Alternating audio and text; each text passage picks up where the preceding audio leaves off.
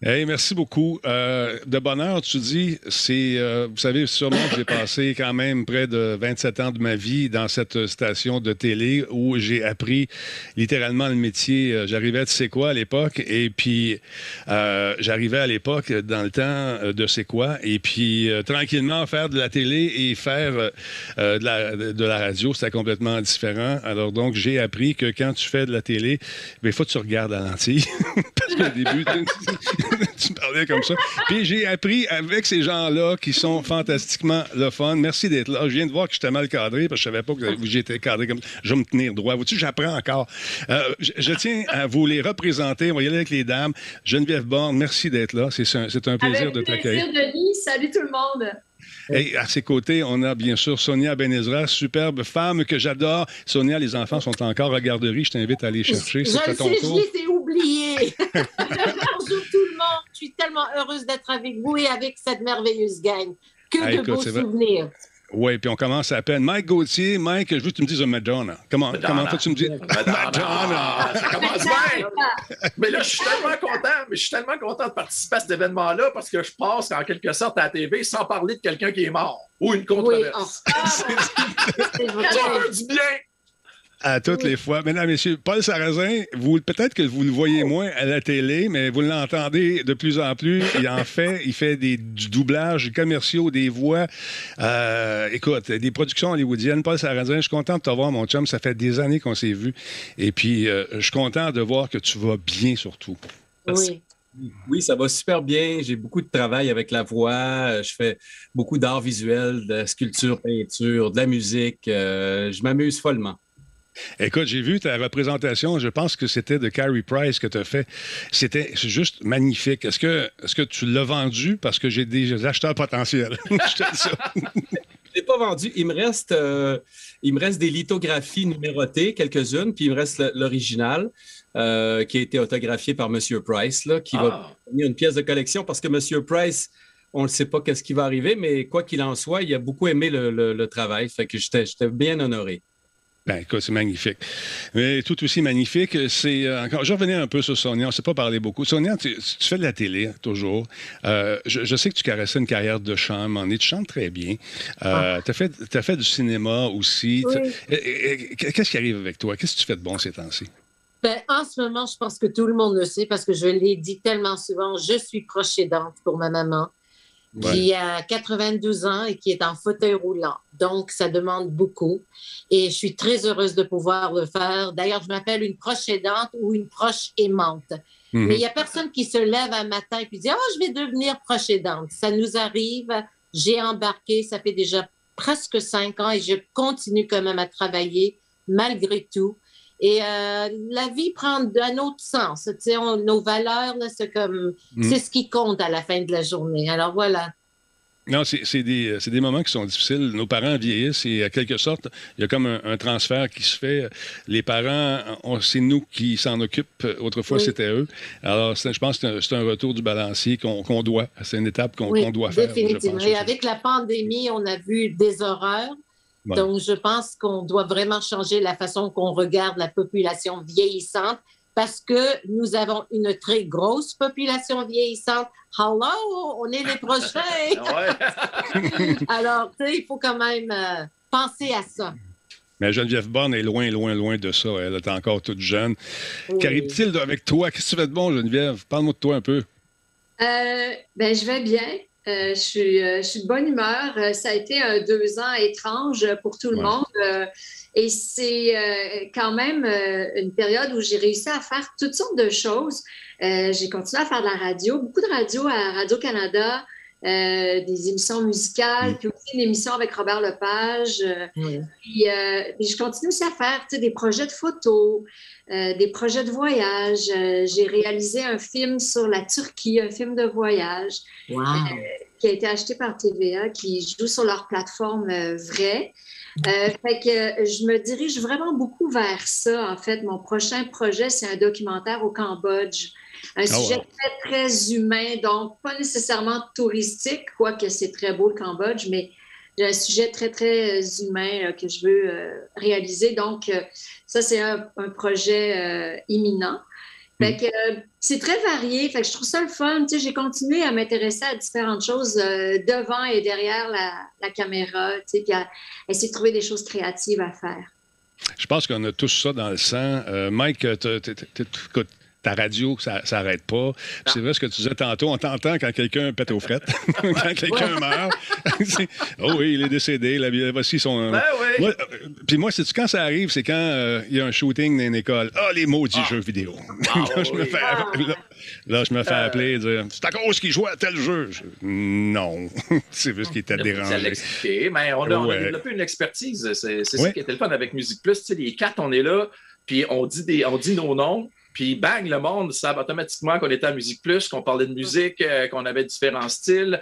Alors, c'est ça qui est le fun. Ben oui, la radio de retour plus sérieusement depuis 2017. Puis à travers ça, saupoudrer un peu de télévision, là, et de temps en temps aussi des podcasts avec Geneviève. L'été passé, on a fait quelque chose sur l'album True Blue de Madonna pour les 35 ans de parution.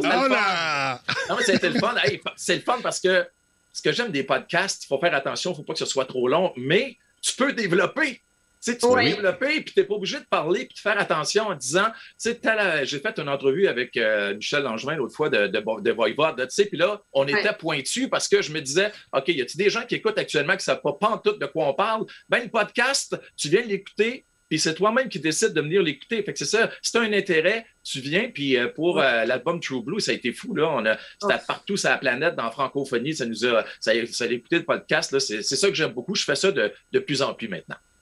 Moi, ça fait... C'est super le fun, les podcasts. J'ai oublié de le mentionner, mais j'ai un podcast avec Brandon Kelly de la Gazette, qui est un autre maniaque de musique que vous connaissez aussi. Puis c'est ce qu'on fait. On a créé un podcast bilingue avec des invités des artistes montréalais qui évoluent dans les deux langues, en français et en anglais. Ça, c'est vraiment le fun. Puis comme Mike dit, c'est vrai que tu peux élaborer, développer les idées sans te sentir pressé. C'est vraiment le fun. Oui. C'est des sujets qui sont hyper niches, souvent, que tu dis, il n'y a personne qui va écouter ça, mais j'ai vu des gens qui tatouaient sur le web avec des techniques vraiment particulières, vraiment précises, puis il y a 1000 personnes qui regardent. Fait que c'est fou, là, tu sais.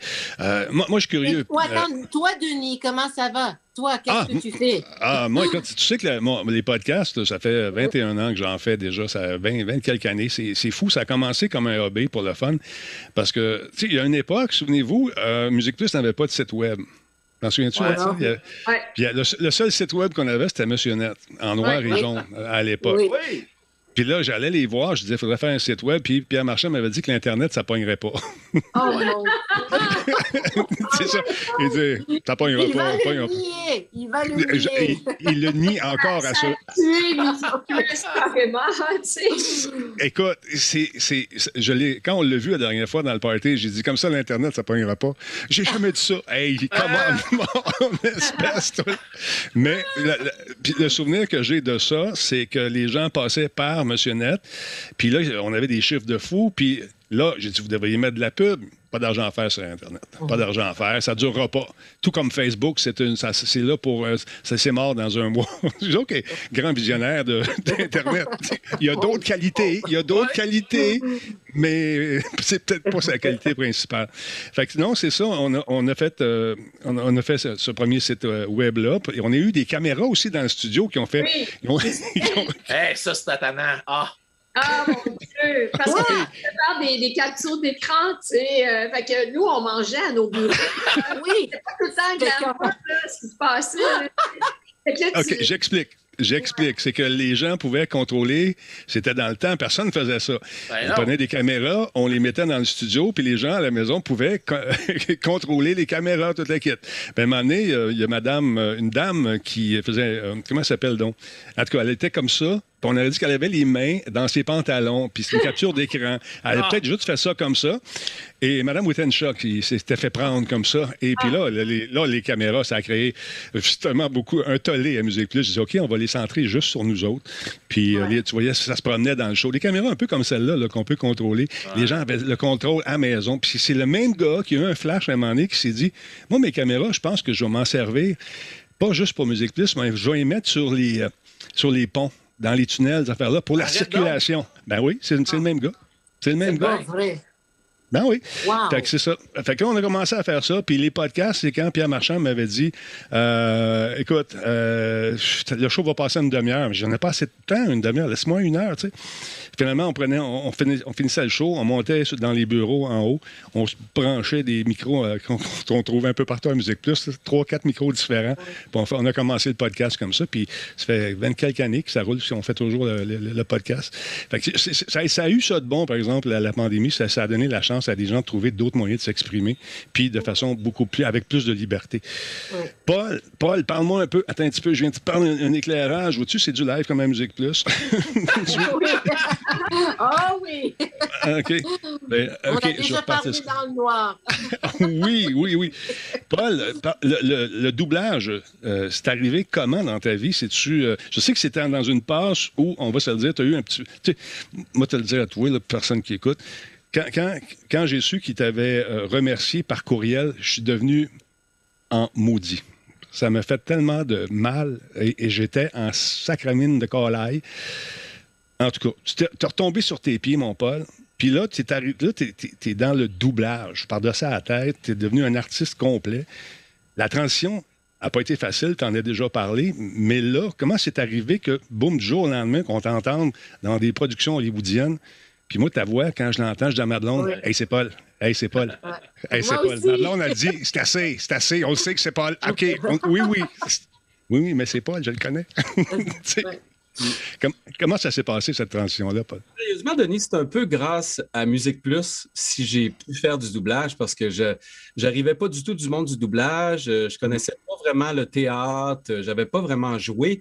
Donc, il y a une grande différence entre annoncer, comme je le faisais à Musique Plus, annoncer des concerts et tout ça, et jouer. Par exemple, tu sais, les voix de pub, souvent, ils engagent des comédiens pour jouer une émotion. Mais j'avais heureusement interviewé Sébastien Lavernas qui avait présenté un album country à une certaine époque. Et lui était prof de doublage. Puis, il m'a fait rentrer par la porte d'en arrière pour me dire, écoute, tu m'as donné un break, moi t'en donné un. Donc, il m'a donné la chance de m'exprimer. Ça a pris à peu près, écoute, j'ai assisté à peu près à 400 heures de doublage avant de faire une ligne. Et vraiment, comment dirais-je, si j'avais des problèmes d'ego, ça m'a corrigé. Oui.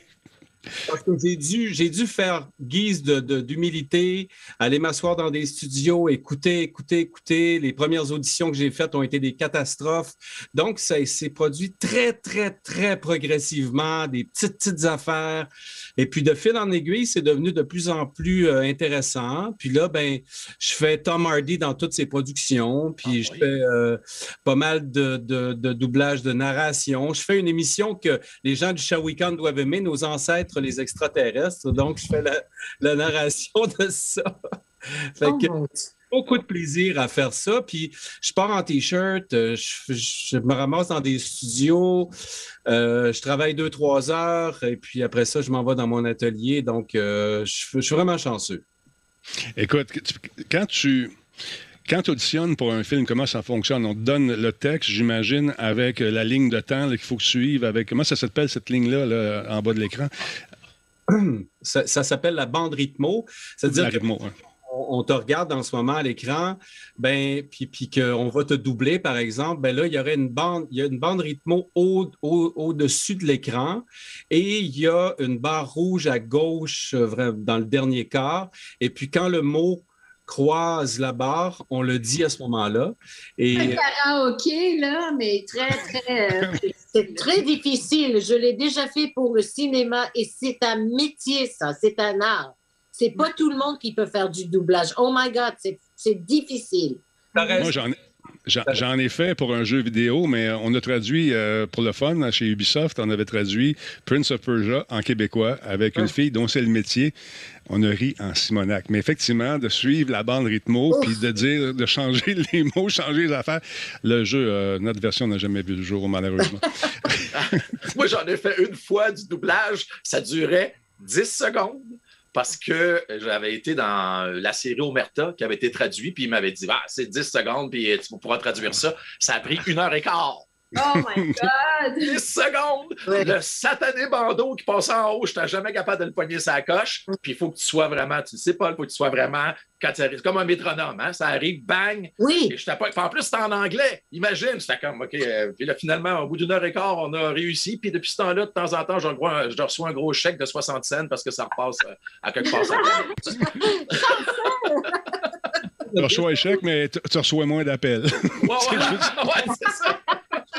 Geneviève, c'est vraiment le karaoké.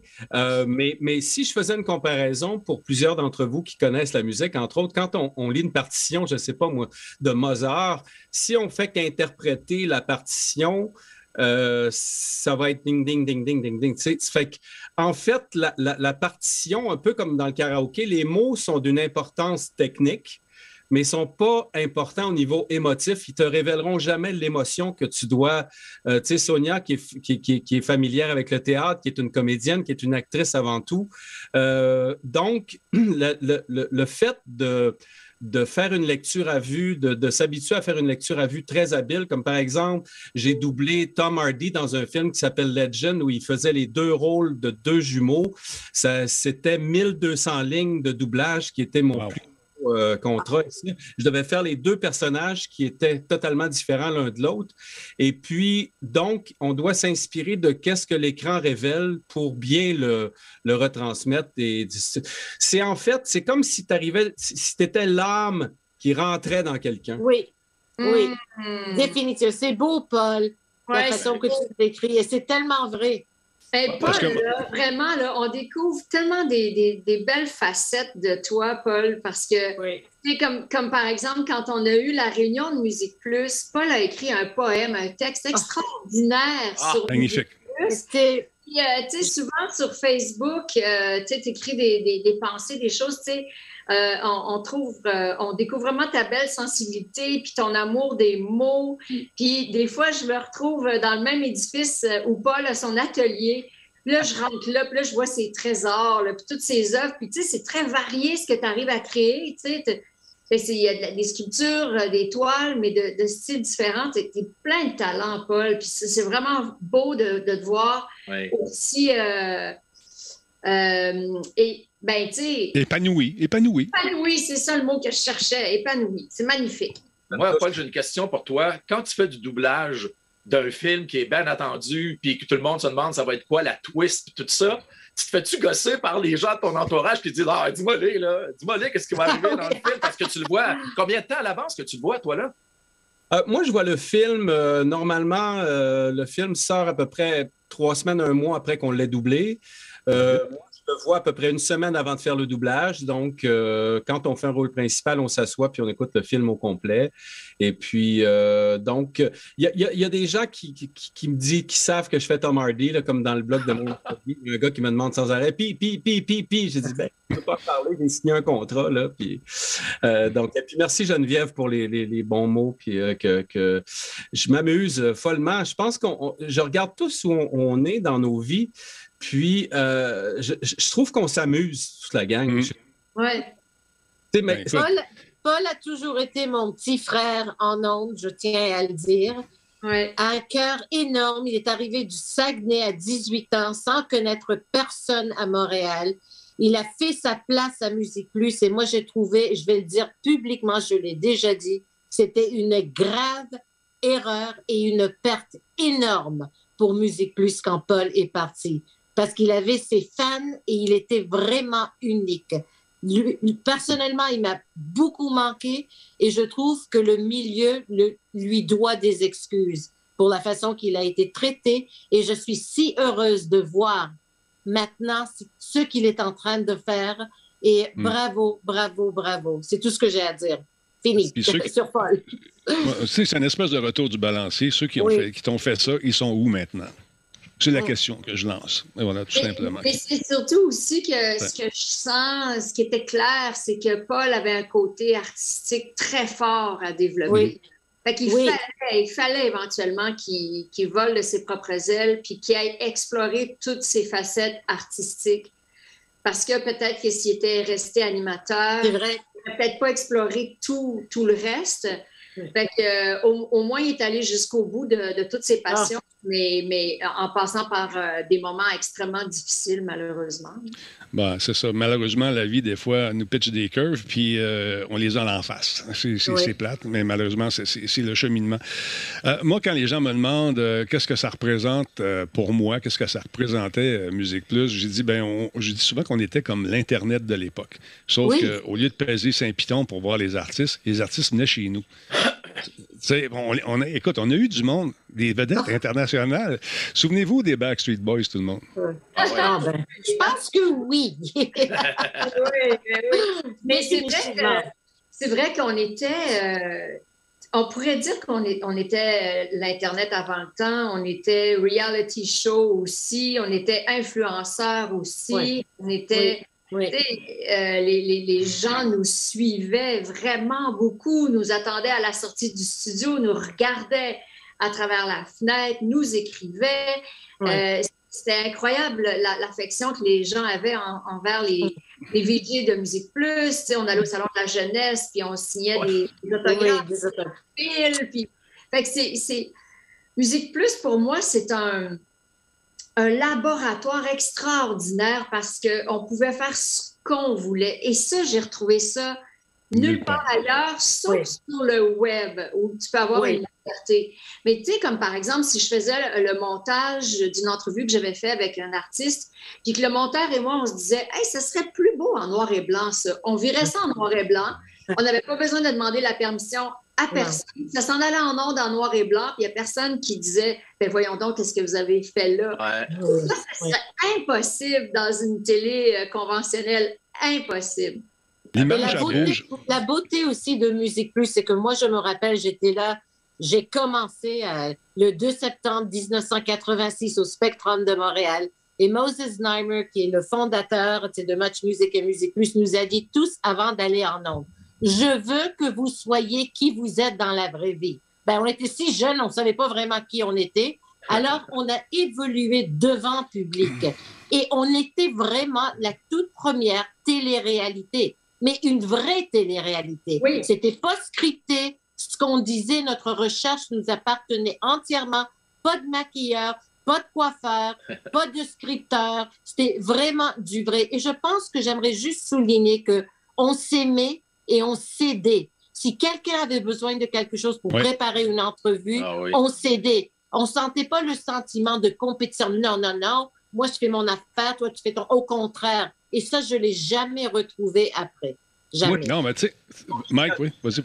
Important pour Sonia parce qu'à l'époque où nous, on est arrivés à la télé, donc 86-87, Sonia a souffert de xénophobie, de racisme. Et j'ai trouvé ça absurde. À un moment donné, je me rappelle que M. Marchand avait engagé un homme de cinéma pour venir nous dire comment être. Oui.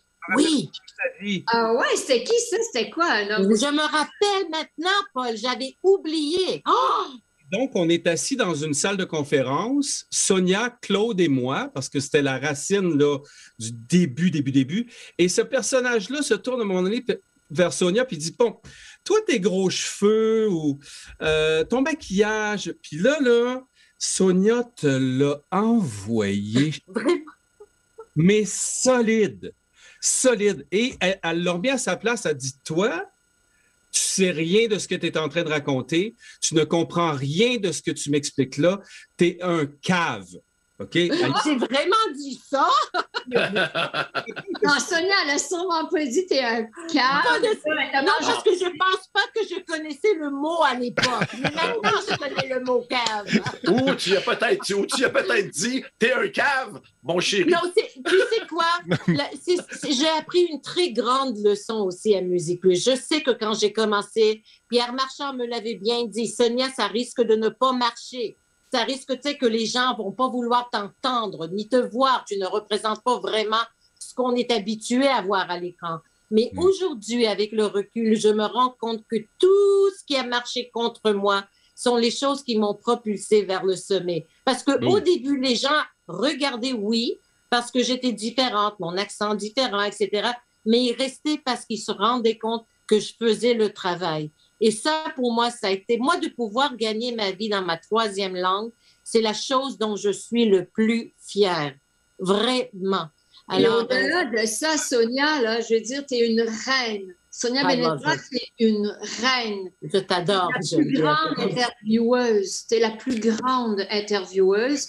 Alors, non seulement tu travaillais dans ta troisième langue, mais en plus, les artistes étaient tellement à l'aise, tu étais tellement préparé, tu posais tellement des bonnes questions, puis peu importe, là, des chanteurs pop ou des rockers, là, des fois, tu te retrouvais avec des têtes métal là, en ondes. Ça marchait, ça marchait. Parce que tu étais tellement préparé, tu avais tellement des bonnes questions. Alors, Sonia, pour moi, ça a toujours été le modèle. C'est comme ça qu'il faut travailler, être hyper préparé, avoir le respect des artistes, avoir écouté leur album, avoir réfléchi à leur œuvre. Mais pour pouvoir être spontané, j'ai appris que pour pouvoir être spontané, il faut aussi être très préparé. Parce qu'une fois que tu as toute l'information dans la tête, si tu es vraiment à l'écoute de l'artiste, là, il peut t'emmener ailleurs et c'est correct. Tu t'en vas et là, tu peux te permettre ça parce que tu sais que tu peux revenir à tout ce que tu as déjà dans ta tête. Moi, c'était le respect pour la personne devant moi. Je sais qu'on m'a reproché la gentillesse et tout ça, et je pense qu'aujourd'hui, c'est rendu très à la mode. Mais on est qui on est, hein? On est qui on est. Claude Rajotte avait son style, il est extraordinaire, mais personne n'aurait cru ce genre de choses de moi.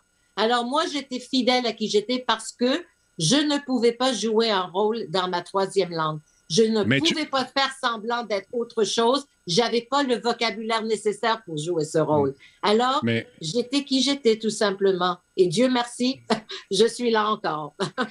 Puis, écoute, il y a peu d'entre nous qui peuvent se vanter d'avoir reçu des fleurs des grandes vedettes le lendemain. Tu sais, des bouquets de fleurs énormes. Thank you very much, Sonia. Great interview, Paul McCartney. Ou, je sais pas, ou David Bowie. Ou avoir un coup de téléphone. Bonjour, happy birthday, Sonia. C'est qui? C'est une vedette à quelque part dans le monde qui se rappelle de Sonia. Tu sais, moi, à part Blind Melon, pas eu grand succès. J'ai eu des moments extraordinaires, mais il faut dire que Musique Plus, c'était une place incontournable. Tu arrivais en vie, tu étais passage obligé.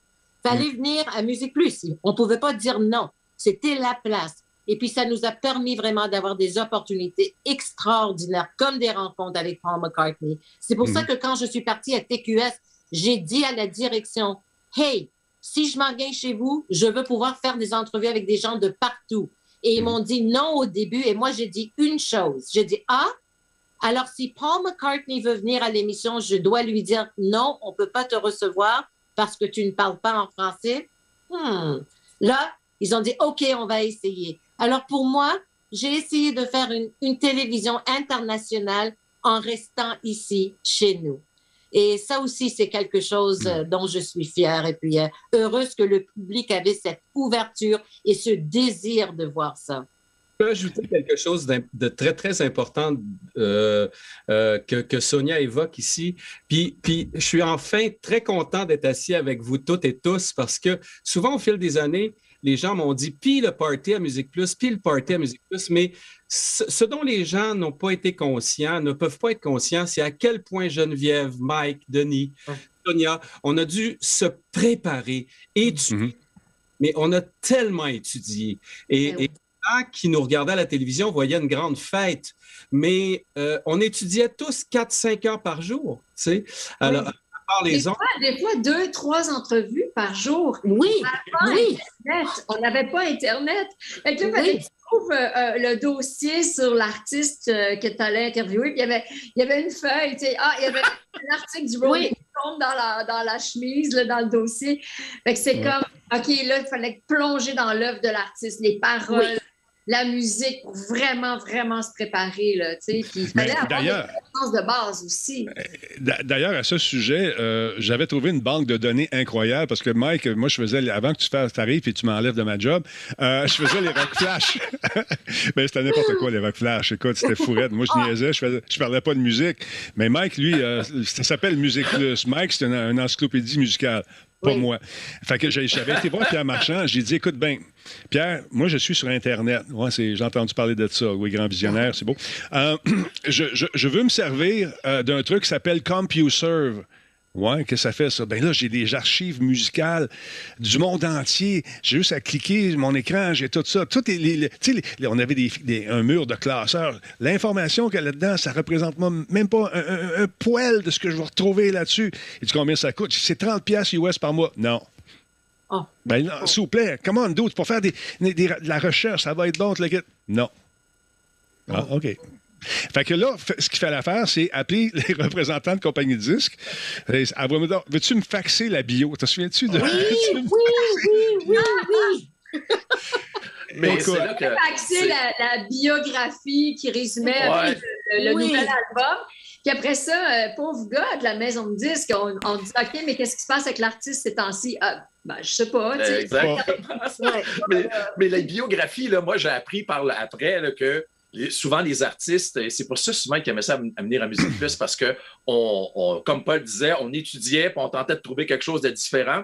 Et j'avais appris que souvent, un artiste international, au bout de 2 minutes, il sait quel type d'intervieweur tu vas être, parce que si tu fais ce qu'eux autres appellent une entrevue de bio, c'est eux autres qui l'ont approuvé, la biographie. Fait que si tu répètes tout ce qui était dans la biographie, ils font comme OK, là, c'est correct, là, je fais affaire avec. Tu sais, je veux dire, c'était pas méchant, mais parce qu'il faisait il y avait quand même de la job à faire. Mais il aimait ça de temps en temps quand tu allais ailleurs, puis tu leur parlais de quelque chose, puis il faisait comme oh, wow, c'est bien cool. C'est comme ça qu'il s'en rappelle. Puis le flag de Musique Plus, qui est devenu bien populaire à l'international à cause de ça.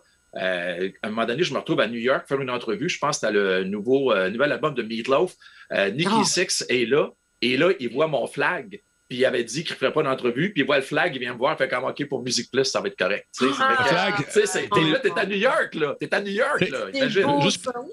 Juste pour préciser. Ça m'est arrivé aussi régulièrement, tu sais, qu'un artiste me dise t'as vraiment écouté l'album, hein, parce qu'il y avait des références aux arrangements, aux paroles, tout ça. Je dis, oui, c'est la moindre des choses. Tu viens de passer 2 ans à travailler là-dessus, c'est sûr. Mais ce n'était pas le cas, j'imagine, partout où il passait. Non.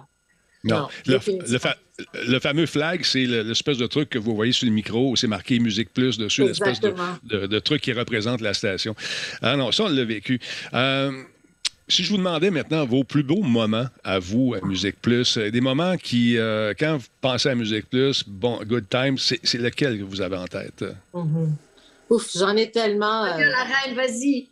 Ben, j'en ai tellement. C'est comme, mais définitivement ma première rencontre avec Paul McCartney, parce que je suis allée avec Pierre Marchand, qui est allé avec moi en arrière-scène. Il n'y a pas un plus grand fan des Beatles que Pierre Marchand. Il a la même coupe de cheveux. Exactement. Sauf que Paul McCartney a changé sa coupe, mais pas Pierre. Mais quand il mouille, ça frise cette affaire-là, Sonia, je te jure. Ça frise cette affaire-là. J'ai pogné à la pluie avec lui à un moment donné, puis ping! Je dis, oh boy! Il dit, toi, ferme ta boîte.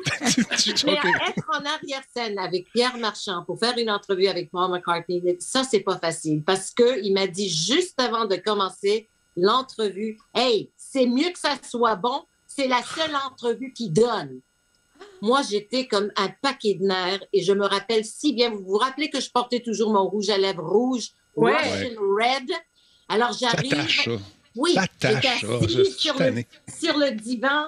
Il rentre avec Linda, son épouse, qui portait un T-shirt sans soutien-gorge. Puis on voyait tout qui bougeait. Puis elle est allée dire bonjour à tout le monde, super généreuse. Et il s'installe devant moi et quand ils font 5, 4, 3, 2, 1 et je commence, je commence à trembler. Je sens ma lèvre qui s'en va puis je dis, oh my God, je dois avoir du rouge à lèvres rouge sur mon nez. Et je sais que Paul McCartney a vu que j'étais nerveuse, mais il était d'une gentillesse. Et tout son regard m'a permis de tout d'un coup m'abandonner à cette rencontre et j'avais complètement oublié les caméras tellement que quand l'entrevue était terminée, lui, il a dit « Hey, on continue. I like this interview. » Et après, il a demandé que j'aille à New York faire une autre entrevue. Je suis allée à Londres. Je suis allée à Toronto faire une conférence de presse avec 1000 journalistes qui étaient là pour poser des questions. Tout le monde avait les mains en l'air. Moi, j'essayais de poser une question. J'étais là encore avec Pierre Marchand. Puis tout d'un coup, j'entends « Go ahead ». Et moi, je me retourne parce que je me dis, sûrement, il parle à quelqu'un en arrière de moi, Paul. Je me retourne comme ça. Il dit, non, you, Sonia, go ahead. Là, tout le monde il se rappelait de mon nom. Je regarde Pierre Marchand. Je dis, hey, je veux une augmentation. Il me l'a pas donné. Ah, toi non plus. OK. Non, pas d'augmentation. Mais ça, c'était un moment qui a aussi, non seulement important pour moi, mais c'est là où les journalistes se sont rendus compte, OK, cette fille a quelque chose. Parce qu'avant, il y avait beaucoup de doutes. Tu sais, les journalistes n'étaient pas toujours très gentils. Mais à ce moment-là, il y a eu un virement et je pense qu'on me regardait d'une autre manière. Donc, c'était très important. Il y a beaucoup de jalousie aussi. Hein? On avait accès vraiment à des gens que eux, ils venaient chez nous parce qu'on me donnait une entrevue avant de passer sur nos ondes à nous autres. Take a number. Oui, un numéro. C'est vrai, Denis. Ben oui, c'est ça. Et c'est vrai ce que tu disais, les gens rentraient souvent par la porte arrière et ils s'empressaient de venir te voir rapidement. Bonjour Sonia, ça va bien? How are you today? Ah, puis big hug. Puis ça sentait pas le fake. Non, c'était pas. C'est pas fake. Regarde, nous, on ne savait pas qu'est-ce qu'on faisait non plus. C'est ça la beauté. Non. C'était une école pour nous. On arrivait, c'est pas comme si on pouvait, tu sais, quand on dit à quelqu'un, tu vas être un animateur comme telle et telle personne. Eh bien, nous, on n'avait pas de modèle. On était les premiers à faire ça. Donc, on était juste tout simplement là en ondes à faire ce qu'on aime à notre manière. Et ça, c'était. Tu te rappelles quand tu faisais Rock Flash? Hey, oui. Denis, puis je suis allée faire une entrevue avec David Bowie à Québec. Il n'arrêtait pas de fumer des gitanes. Là, il me regarde et puis il me dit, oh, est-ce que ça te dérange si je fume? Comme si moi, j'allais dire à David Bowie, oui, ça me dérange. J'ai dit, non, pas de problème. Aussitôt qu'on avait terminé l'entrevue, j'avais pris toutes les bottes de cigarettes de David Bowie. Je les ai ramenées en studio, je les ai données à Denis et Denis les a montrées, tu sais, en ondes, c'est comme David Bowie. On pourrait faire ce genre de choses. Nulle part ailleurs. C'est comme on avait du plaisir. Mais vraiment, j'ai essayé d'en fumer. Je trouve que c'était vraiment Musique Plus, c'était comme une classe, pas de prof. Tu sais, l'ambiance, là, quand le prof sortait là, à l'école, mettons, il disait, faut que j'aille voir le directeur, quelques minutes, ça sera pas long. Et le party pognait dans la classe, là, tu sais, tu voyais la fébrilité, tout ça. Mais c'était ça, c'est qu'on pouvait faire ce qu'on voulait. Le fait d'être en direct, tu sais, ça nous gardait toujours hyper alerte parce qu'on ne sait jamais ce qui pouvait arriver. Mais pour moi, ça a été l'occasion de rencontrer toutes mes idoles d'adolescence. Tu sais, fait que oui, Madonna, mais Bowie aussi, que j'avais fait à Musique Plus. 1 heure d'entrevue à Musique Plus avec Bowie, je capotais. Je veux dire, je l'aime tellement. Écoute, juste une anecdote là-dessus. Juste une petite seconde, parce que il est là pour te rencontrer. L'entrevue finie. Non, il s'en allait faire l'entrevue. Mon bureau était juste devant la réception, moi, là. Oui.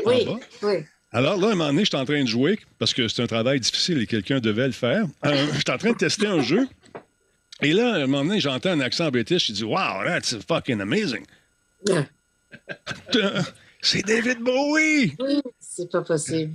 Là, j'ai dit, do you want to play? Et là, il tripait sur mon gros moniteur. J'avais un moniteur là, qui devait peser 800 livres. Oh, that's a big... Oh, that's a... Là, il est parti, tu allé faire l'entrevue. Mais c'est des moments comme ça qui sont magiques. Oui, bien, c'est complètement fou, tu sais, d'avoir accès à tes idoles d'adolescence, parce qu'on le sait que même si on aime encore beaucoup la musique aujourd'hui, c'est tes années d'adolescence qui sont très, très marquantes aussi.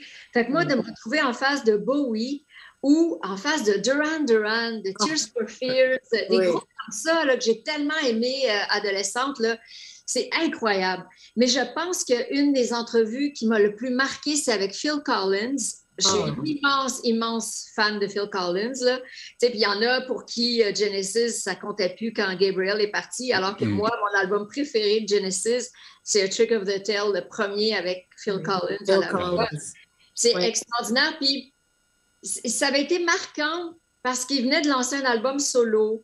Celui d'avant n'avait pas marché. Il n'était plus dans le palmarès nulle part. Il ne gagnait plus de prix. Puis, fait que là, il était fier de son nouvel album. Il était complètement insécure. Il disait, je ne sais pas si les gens s'intéressent encore à moi.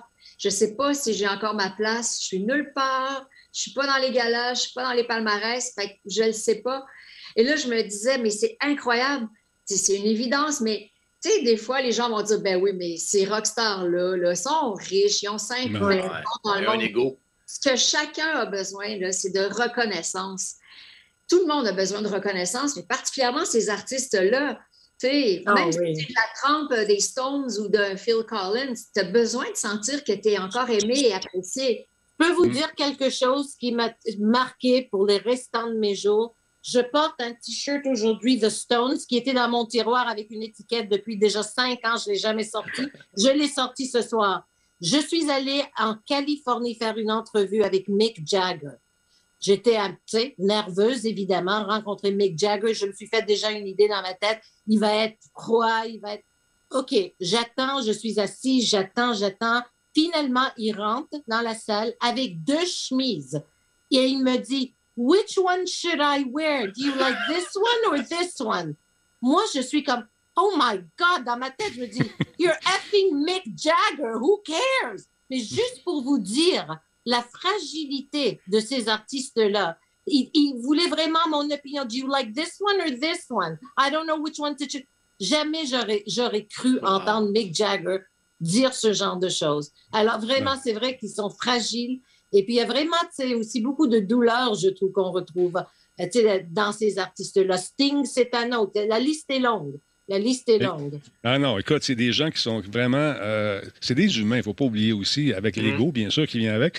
Moi, j'étais arrivé, j'avais fait, dans le temps des aventures, j'étais un grand fan des Stones aussi. J'avais eu la chance d'aller faire un tour en arrière-scène où tout le monde avait une loge avec des arbres, des palmiers, toutes sortes d'affaires. Puis, j'étais arrivé face à face avec Keith Richards. Fait que là, j'étais arrivé, « Hi, nice, tu sais, je suis cool, moi. Ouais. Hi, yeah. Thank you for, 25 years of great music. » Non, il m'a regardé. No, thank you. Si, man. Il se prenait avec sa guitare. Il fait là, c'est Keith Richards. Moi, je suis cool. J'ai rencontré. Mais la meilleure que j'ai faite, c'est quoi? Quand Madonna est venue au Stade olympique, je t'ai invité à aller présenter le show au stade, OK? Puis la première partie, c'est Mario Pelcha. Oui, le pauvre! Oh, man. J'avais oublié ça. Ouais, pas moi, j'ai pas oublié. Il n'a jamais oublié ça. Mario a jamais oublié ça. Ah, man. Fait que moi, je suis là en avant. Puis là, quand tu parles au Stade olympique, tu dis « Bonsoir tout le monde, ici Denis Talbot de Musique Plus. » 1, 2, 3, 4, 5, 6, 7, 8, 9, 10. « Bonsoir tout le monde, ici Denis Talbot. » Là, si tu parles pas, le silence, il s'additionne. Fait qu'il faut que t'enchaînes, toi. Là. Fait que ce soir, je suis content de vous présenter la première partie de Madonna. Madonna. Mario Pelcha. Ah oui, faites de quoi? Dites de quoi? OK, cool, yeah. Là, je reste là, puis après ça, j'attends, il faut que je présente Madonna. Fait que là, Mario finit son show, puis là, il y a une jolie dame qui vient se placer à côté de moi avec une belle robe de chambre en satin. C'était magnifique. Oh, oui, elle est vraiment belle, une belle, jolie demoiselle. J'ose avec, et puis j'attends, j'ai mes passes, tout ça.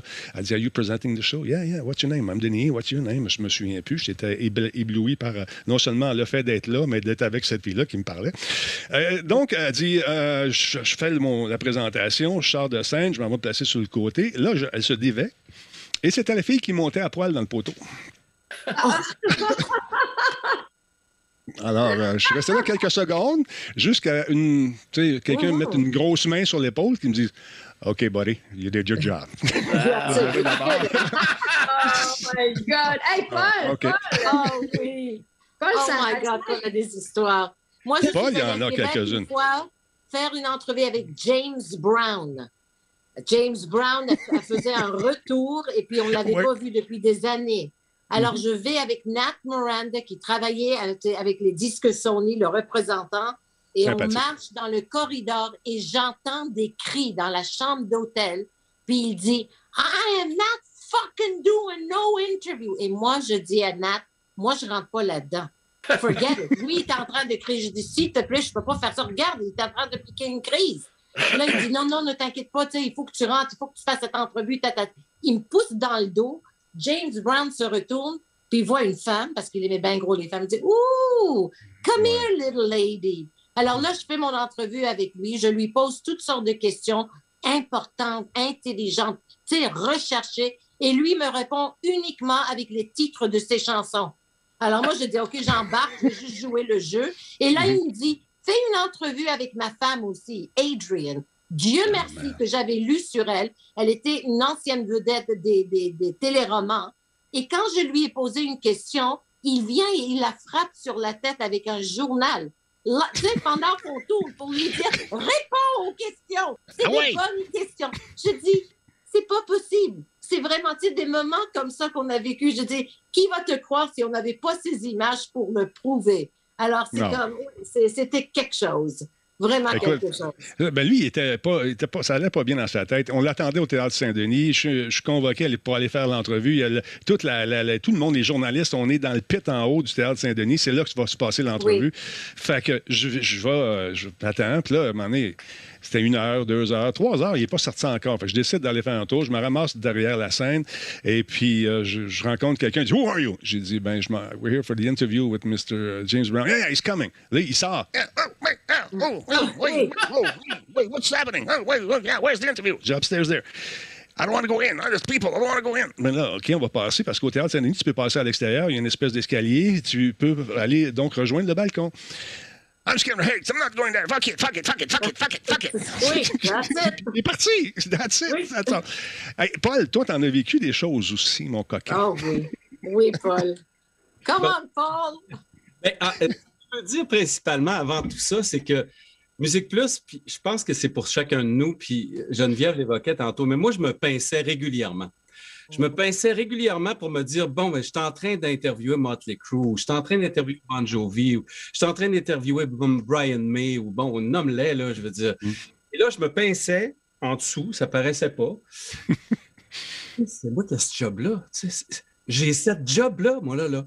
Et ça, je me suis dit ça, je pense, 100 fois. Je me rappelle d'un moment assez cocasse parce que souvent, les gens me disaient dans la rue, puis encore aujourd'hui, puis la coke, puis...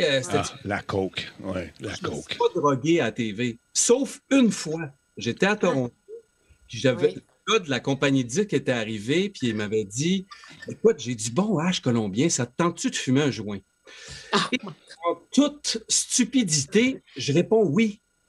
Et là, alors, je décide de fumer le joint de hache avec lui, et là, je suis stone, mon ami, mais stone, OK? Puis là, à un moment donné, j'entends 15 minutes au plateau, il est 8 heures. On est à Toronto dans les studios de Much Music, et là, à 8 heures, on ouvre en interviewant le groupe The Alarm, un groupe gars. Ouais.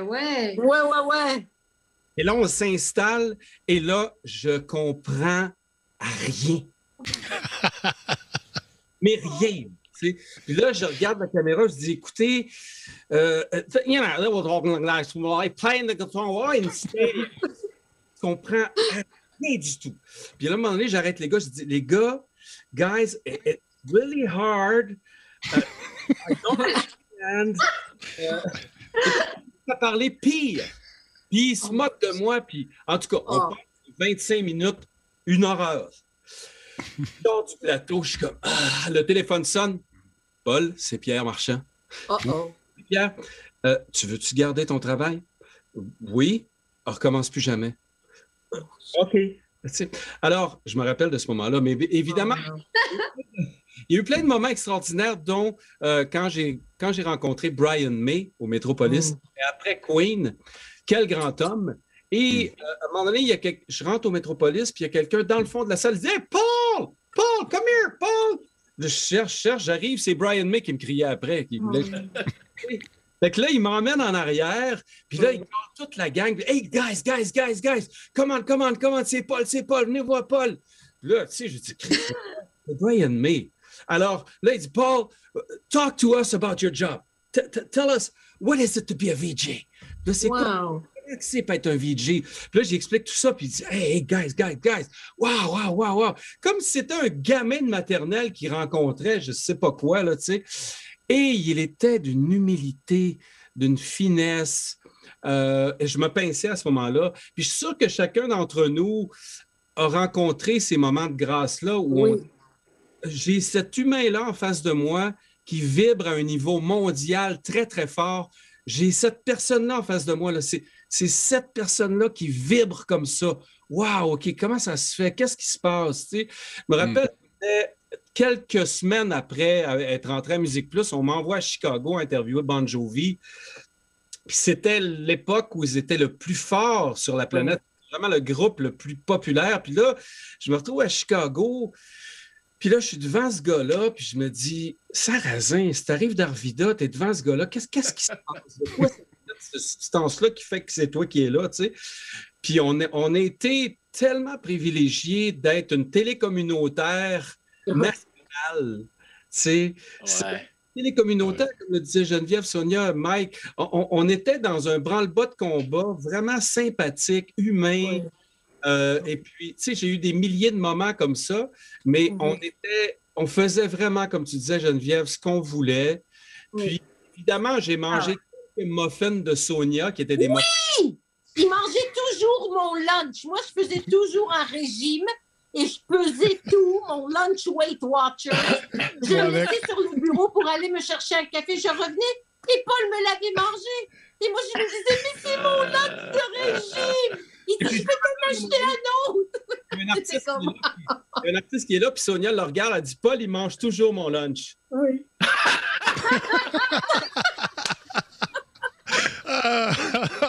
Moi, j'ai eu des bons moments, en tout cas, comme tout le monde, on s'est promené, tu sais, c'était bien le fun d'aller n'importe où, tu sais, puis il y a souvent Céline Dion que j'ai accompagné, des beaux moments, m'a toujours m'en rappelé à New York en 2002, 2003, à lancer un New Day, puis j'avais fait quelque chose à TVA en direct, mais ce qui était malade, c'était que c'était dans les studios de CNN, à un moment donné, tu sais, tu rentres à CNN dans l'édifice, ils t'installent dans un studio, là, tu es connecté avec Montréal. Puis là, j'entendais la technique de Montréal. Je les entendais, mais je ne réalisais pas. Tout ce que je regardais, c'était, je me disais, ben, papa, je suis assis à CNN en train de faire quelque chose de mon métier. Ça a toujours été comme ça. Bon Jovi, aller faire un tour à Red Bank où ils faisaient leur show de Noël à chaque année. Mais c'était des beaux moments. Mais les plus beaux moments que j'ai connus, là, c'était vraiment local avec tout le monde. Mon premier FAC 57, je m'en rappelle encore, le 3 octobre 1993. Avant de partir, là, je me disais, ben, je suis rendu là. Puis là, ça a parti, puis là, c'est là que les gens commençaient à m'associer un peu avec le terme d'encyclopédie, puis tout ça. Ça a vraiment été le fun. Mais les autres affaires qui ont été bien drôles, Noël au camp, qu'on avait fait dans le chalet dont j'étais copropriétaire à la Chute, et surtout, Denis, le 24 heures sur de Musique Plus, où c'est la première fois de ma vie que j'avais un fou rire qui a duré 15 minutes avec Denis Talbot couché sur la table. Ça, c'était du grand Musique Plus, où c'était un chaos organisé. Écoute, c'était la mode des télé-réalités, puis la regrettée Survivor, Simonetto, comment elle s'appelait donc, Paula, la regrettée, qui nous manque beaucoup parce que malheureusement, elle nous a quittés. Mais elle disait, on va faire ça, puis 24 heures, tous les VJ vont être là. Mais les deux nonos qui restent à la fin, c'est Mike puis moi. Puis là, on veut tous les deux gagner. Mais moi, j'avais, tu sais, il restait Pierre Landry qui avait essayé de jouer le tough à la fin. Sortez-moi ça, cet albo-là. Sortez-moi ça. Il est bien trop vieux pour faire ça. Sortez-moi ça. Fait que là, j'ai pris la caméra, puis là, il l'avait en face. J'ai dit, OK, le monde, vous savez ce que vous avez à faire? Bye, Pierre. Ça a pris 10 secondes, puis il était out. Fait que, là, il est parti tout piteux. Là, Mike, c'est le deuxième. Puis moi, je sais que je veux gagner. Fait que là, j'ai dit, Mike, tu as vu ce qui est arrivé? Il dit, ouais. Il dit, on peut être deux gagnants si tu veux.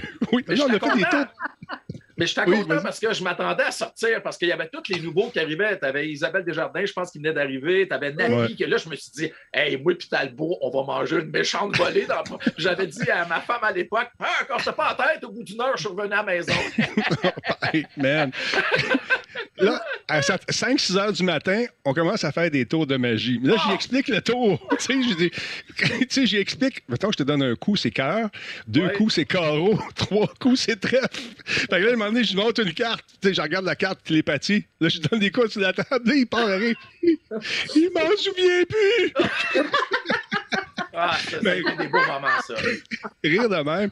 Mais ça a duré sérieusement 15-20 minutes, assez que j'avais mal au ventre. Tu sais, fou rire total de 2 gars brûlés qui n'ont pas dormi, puis qui ont volé du chocolat toute la nuit.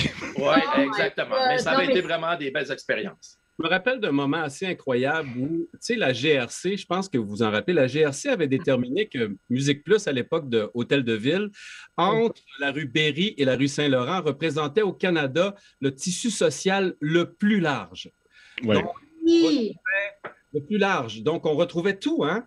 Les des prostituées, des sans des punks, des secrétaires, tout le monde.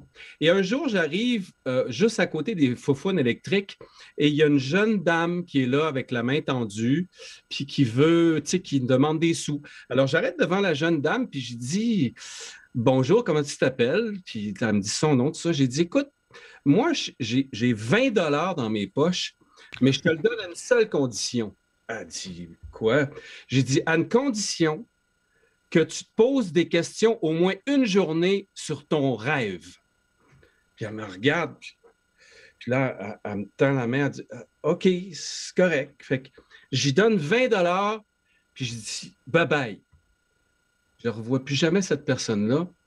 Et après Musique Plus, j'ai quelqu'un, un soir, qui me tape dans le dos dans un restaurant, qui me dit, je me tourne, belle jeune dame, toute bien mise. Elle dit, te rappelles-tu, tu m'as donné 20 $. Oui. Elle dit, ben moi, mon rêve, c'était de sortir de la rue. Je suis retourné chez ma mère, je suis retourné aux études, puis maintenant, je suis adjointe administrative dans un bureau d'avocat pour le grand patron. C'est mon travail maintenant. Wow. Et donc, ça, c'est peut-être le plus grand moment que j'ai eu à Musique. J'ai la chair de poule. Wow. J'ai vécu à peu près la même chose. J'étais porte-parole d'un organisme qui intégration jeunesse pour aider les nouveaux arrivants à se trouver un job puis tout ça. C'est pas évident quand tu débarques, tu n'as aucune ressource. Pendant 5-6 ans, j'ai été porte-parole de ça. À un moment donné, il y avait toujours un témoignage de quelqu'un qui s'en était sorti. Fait que, une année, arrive sur la scène. Bon, mesdames et messieurs, c'est le moment du témoignage. J'aimerais vous présenter, mettons, Roger Lamotte qui est ici pour nous parler de son parcours. T'sais. Fait que je vois arriver un grand bonhomme chauve avec un iPad. Visiblement, il est hyper nerveux et avec l'iPad, s'il touche à l'écran, ben ça fait changer les trucs. Il perd son texte. Sa fille, là, il est sur la scène. Louise, viens me donner mon... Non, là, écoute, il y a 500 personnes. Ce qu'on va faire, je mets la main sur l'épaule doucement. Je dis, on va parler, toi puis moi. Tu le connais, ton texte. Parle-moi un peu de ton parcours. Tu viens de où? Et dis, tu te souviens pas de moi?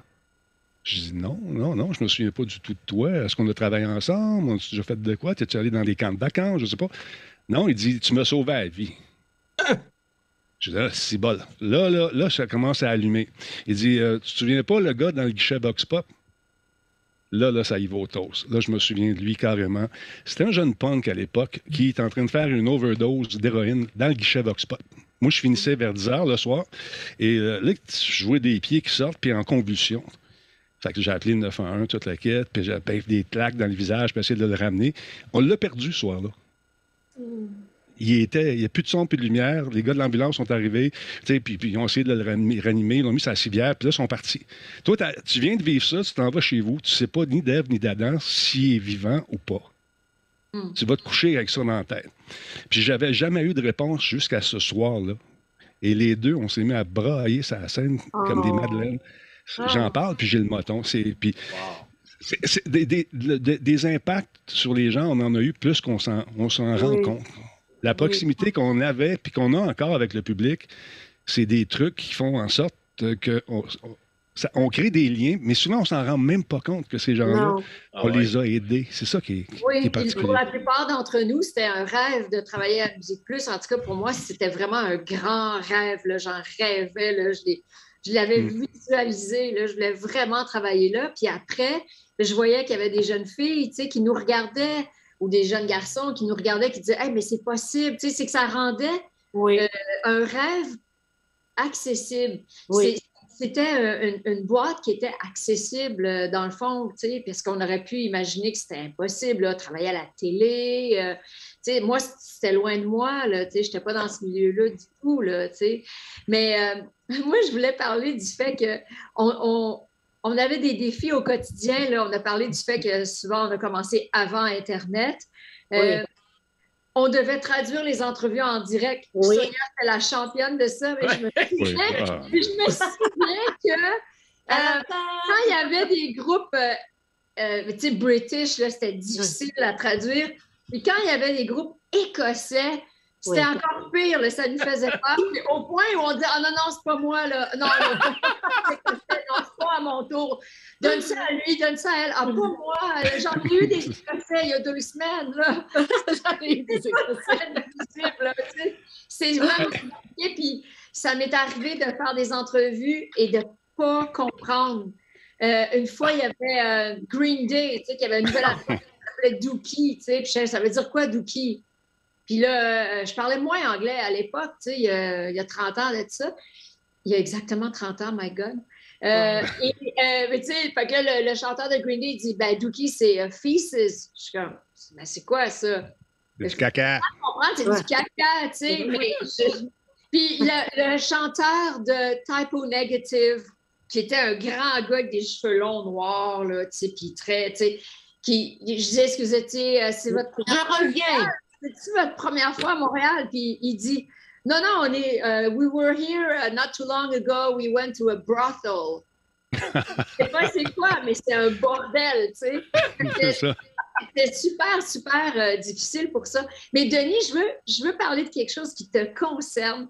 C'est que quand Musique Plus, non, c'est hot, c'est que quand Musique Plus, parce que Musique Plus a eu 3 locaux. Il y a eu le premier sur Saint-Laurent. Oui. Ben, il y a eu Toronto, là, mais il y a eu le premier local sur Saint-Laurent. Après ça, sur Sainte-Catherine, au coin d'Hôtel de Ville, puis le dernier local sur Bleury, au coin de Sainte-Catherine. Quand on était à celui à côté des Faux-Fouines électriques, on rentrait comme dans un moulin à Musique Plus. C'était juste une petite porte battante en bois, là. Fait que ça rentrait là-dedans, là, tu sais. Puis il y avait tout le temps un weirdo ou un drôle de personnage qui rentrait puis qui se ramassait en plein milieu du plateau puis qui arrivait live même, qui s'appuyait sur l'épaule de l'animateur en ondes.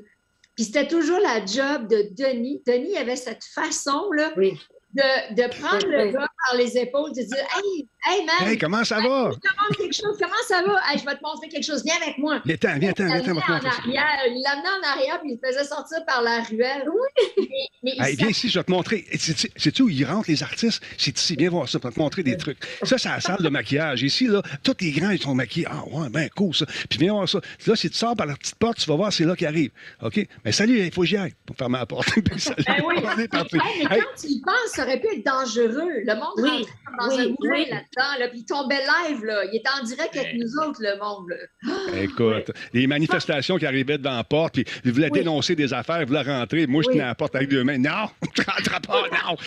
Hey, le temps file, les amis. Il faudrait aller faire un tour du côté d'un groupe qui a été lancé, qui a eu du moins une partie de ses lettres de noblesse à Musique Plus. C'est le groupe Rafi. Est-ce qu'ils sont là présentement, Nino, Nick? Est-ce que vous pouvez m'aider là-dessus? Je ne sais pas si on va les... On les voit, ils sont là. Vous savez qu'un des membres qui aimerait ça, faire partie de Rafi, puis jouer du triangle, n'importe quoi. Mais là, vous avez... Oui, je le sais bien, je suis là, moi, puis je drum, je fais du air drum chez nous quand vous êtes là, je fais de la bass, la toune du clan Panton, j'ai connais toutes. J'ai connais toutes. Hey, les amis, par qui on commence? On va y aller par les dames. Sortez-moi une toune là, que vous voulez entendre par Sonia, par exemple, du groupe Rafi. OK. Moi, personnellement, on m'a demandé de choisir une chanson. Et puis, j'ai pensé à Tina Turner parce que quand j'ai commencé à Musique Plus, j'ai fait un screen test à Toronto. On m'a demandé de parler de une personne dans le milieu que j'admirais.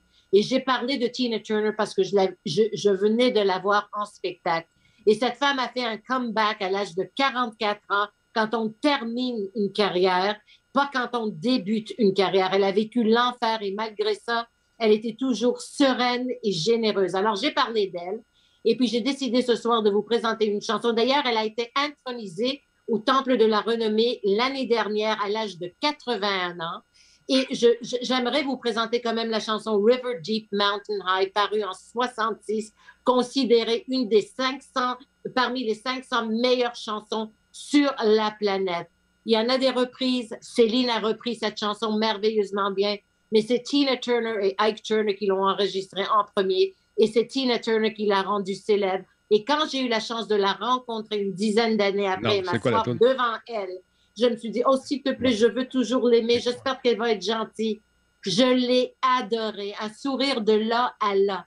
Alors, je voudrais vous la présenter aujourd'hui. Je pense que c'est Rafi qui va nous interpréter la chanson, n'est-ce pas? À Musique Plus, Câble 20, voici une des tunes de Tina. Je pense que c'est pas exactement celle-là, mais tu nous donnes... C'est pas grave. J'aime tout ce que Tina fait. Anything, let's go. Mais Denis, t'as oublié quelque chose. Il faut que tu dises la télé-vidéo en stéréo. Ah, stéréo? Câble 20, partout au Québec. Ben oui, 24 heures par jour. Exactement. Mesdames, messieurs, voici Rafi. Hey, merci. Une autre chanson de Tina. C'est vrai que Tina, on l'adore. Mais il y a le mot river dans la tourne à un moment donné. Fait que Sonia, ça va peut-être faire la job pour toi. All right. Left a good job in the city, working for the man every night and day. And I never lost 1 minute of sleep, and I was worrying about the way to fill my head been. Oh, big wheels keep on turning. Oh, the brown Mary keep on burning. So we're rolling, rolling, rolling, rolling, rolling on the river. But I clean a lot of plates in Memphis, and I pop a lot of things down in New Orleans. But I never saw the good side of the city until I hit you right on the riverboat queen. Brick wheels keep on turning. Oh, the proud Mary keep on burning. Said we're rolling, rolling, rolling, rolling, rolling on the river. I said rolling, rolling, rolling, rolling, rolling on the river, deep mountain high. Let's go!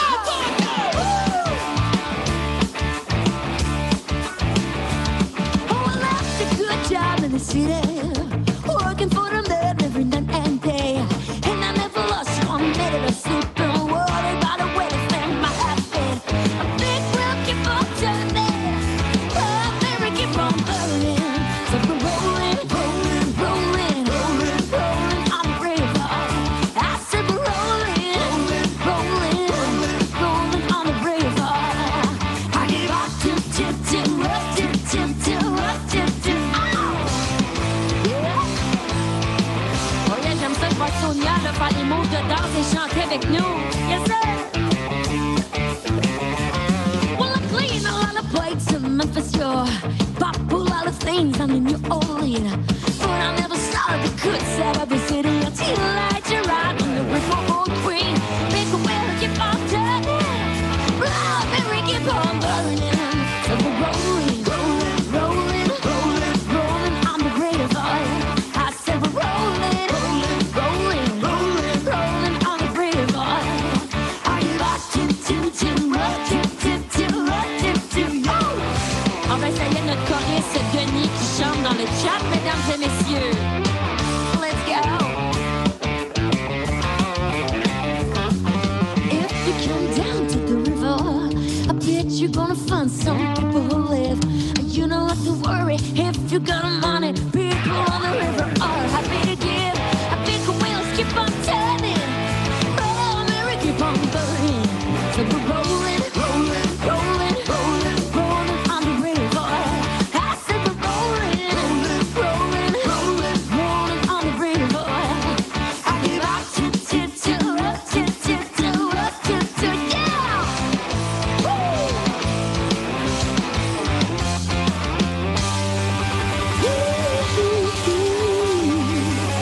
Rolling on the river.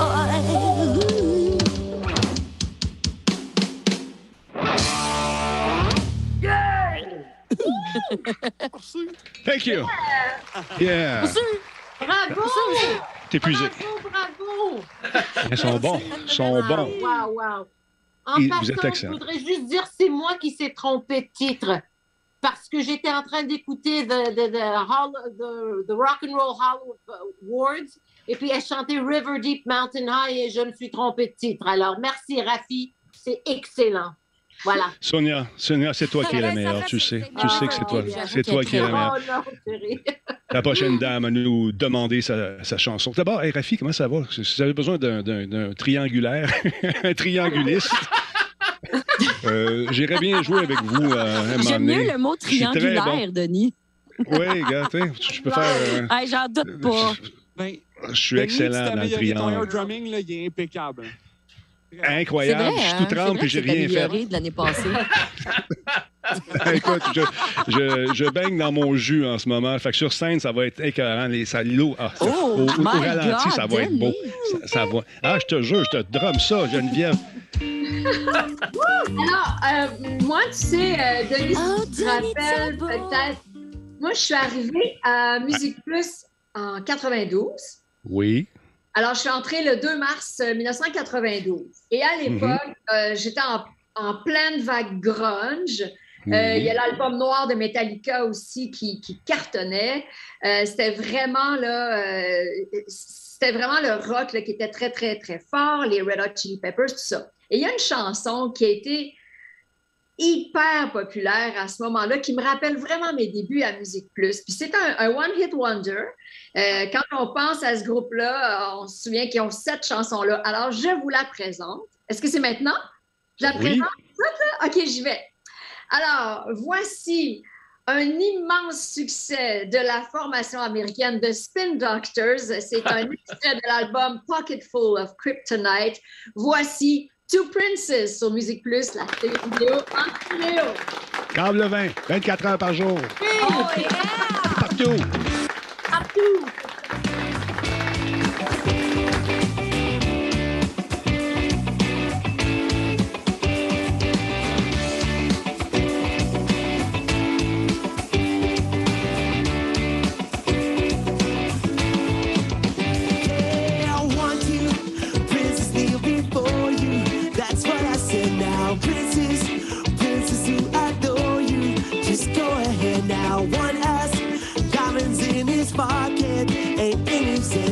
This one said he wants to buy you locket, ain't innocent now.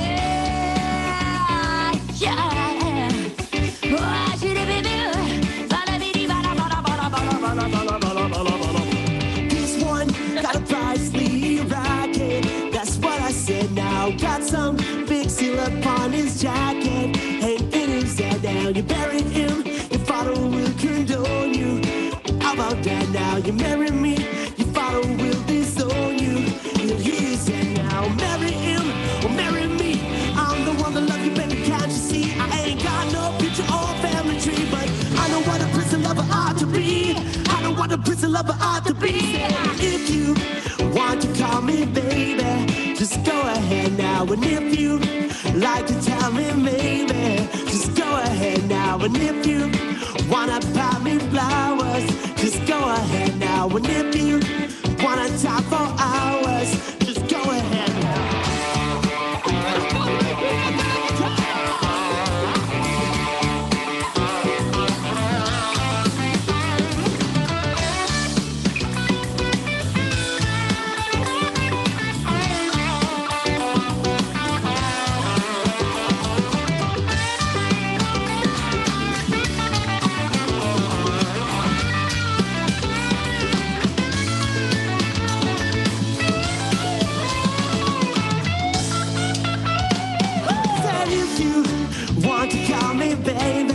Just go ahead now, and if you like to tell me maybe, just go ahead now, and if you wanna buy me flowers, just go ahead now, and if you like to talk for hours, just go ahead now. Marry him or marry me, yo, I'm the one that love you, baby, can't you see? I ain't got no future or family tree, but I know what a prison lover ought to be. I know what a prison lover ought to be. Said if you want to call me baby, just go ahead now. And if you would like to tell me maybe, just go ahead now. And if you wanna buy me flowers, just go ahead now. And if you would like to talk for hours, just go ahead now. And if you like to tell me maybe, just go ahead now. And if you like to tell me maybe, just go ahead now. And if you wanna buy me flowers, just go ahead now. And if you like to talk for hours, just go ahead now. If you want to call me baby, Just go ahead now. if you like to tell me maybe, Just go ahead now. if you wanna buy me flowers, Oh, just go ahead now. and if you'd like to talk for hours, just go ahead now. Yeah. Woo! Yeah, just go ahead now.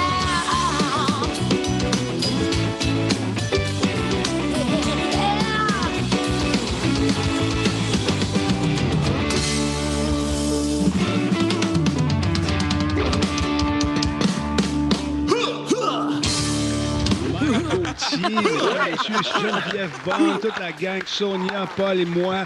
Mike, t'as une anecdote concernant les Spin Doctors. Ah oui, toute une anecdote parce que on était en 1994, on avait couvert Woodstock pour les 25 ans en 1994. Puis je fais une entrevue avec Spin Doctors. Puis mon côté gars de nouvelles finit ses entrevues tout le temps en disant avez-vous quelque chose, qu'est-ce qui s'en vient pour vous autres, tout ça? Fait que là, il me dit bon, on t'en tourne patati patata. Je fais comme on va-tu vous voir à Montréal? Il fait comme ben oui, on va être avec les Rolling Stones au Stade olympique le 9 décembre. Ils me sortent tout ça de même.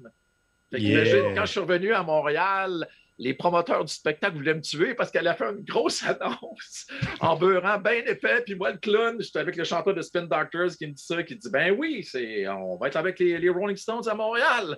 Fait que c'est souvent des choses comme ça qui sont arrivées. Tu sais, des choses là où c'est déplacé un peu.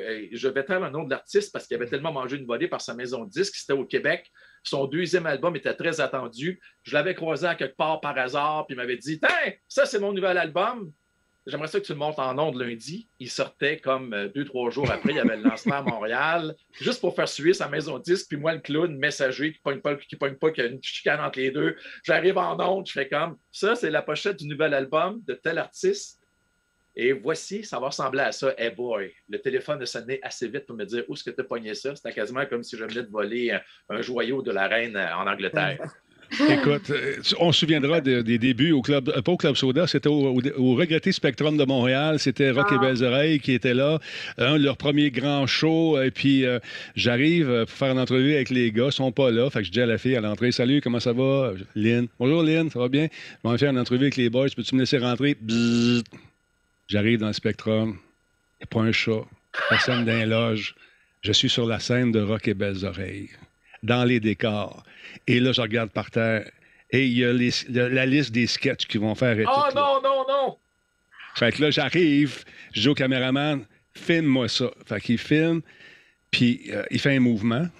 Puis au montage, je dis, mesdames, messieurs, voici la liste le soir à Fax. Voici la liste du spectacle que vous allez voir ce soir.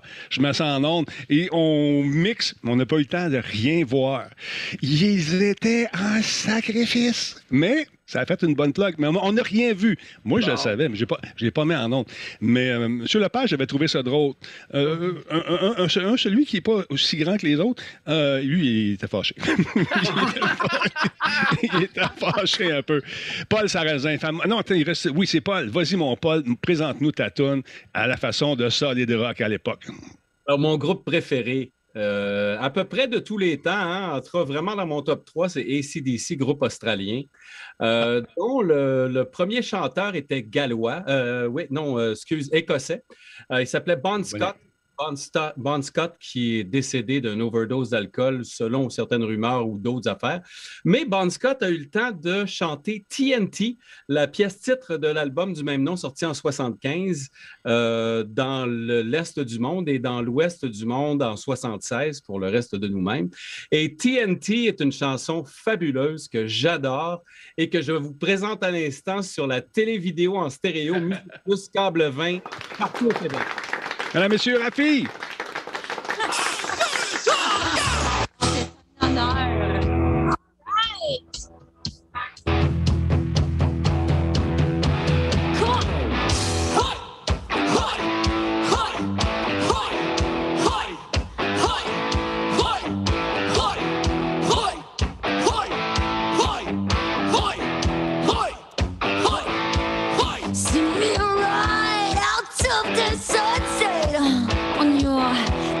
TV screen.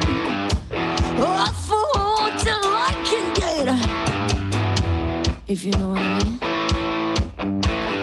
Woman to the left of me, the woman to the right. It got no good, got no knife, don't you start no fight. Là, c'est plate, la gang, parce qu'on est en Zoom, fait qu'il y a un délai. J'aurais vraiment trippé que ça soit Denis puis Paul qui disent TNT, mais... C'est vrai. Ben, on pourrait... Regarde, on les laisse le dire, OK, puis on se regarde, puis on part en même temps. Quand vous êtes prêts, les boys. 3, 2, 1, go! TNT! I'm done on my... Yeah! And now we're the fight! TNT! I'm about her alone! TNT! Oh, let's re-explode! Oh! En tout cas, je sais pas, ça a l'air d'avoir marché. Wow, dirty, mean, I'm money and clean. I'm once and down. But I'm thinking of me number one. Understand?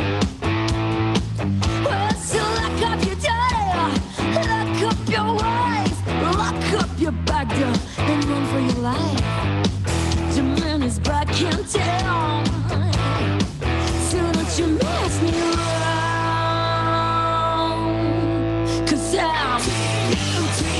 I'm dynamite, TNT, and I'll win the fight. TNT, I'm a fire load. TNT, oh, it's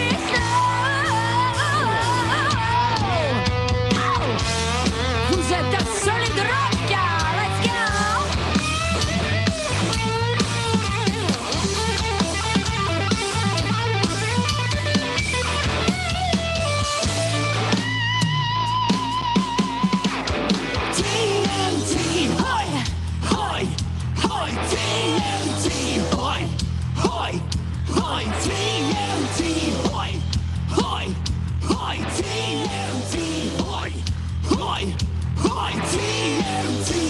I'm done with my TNT, and now I'm the fight.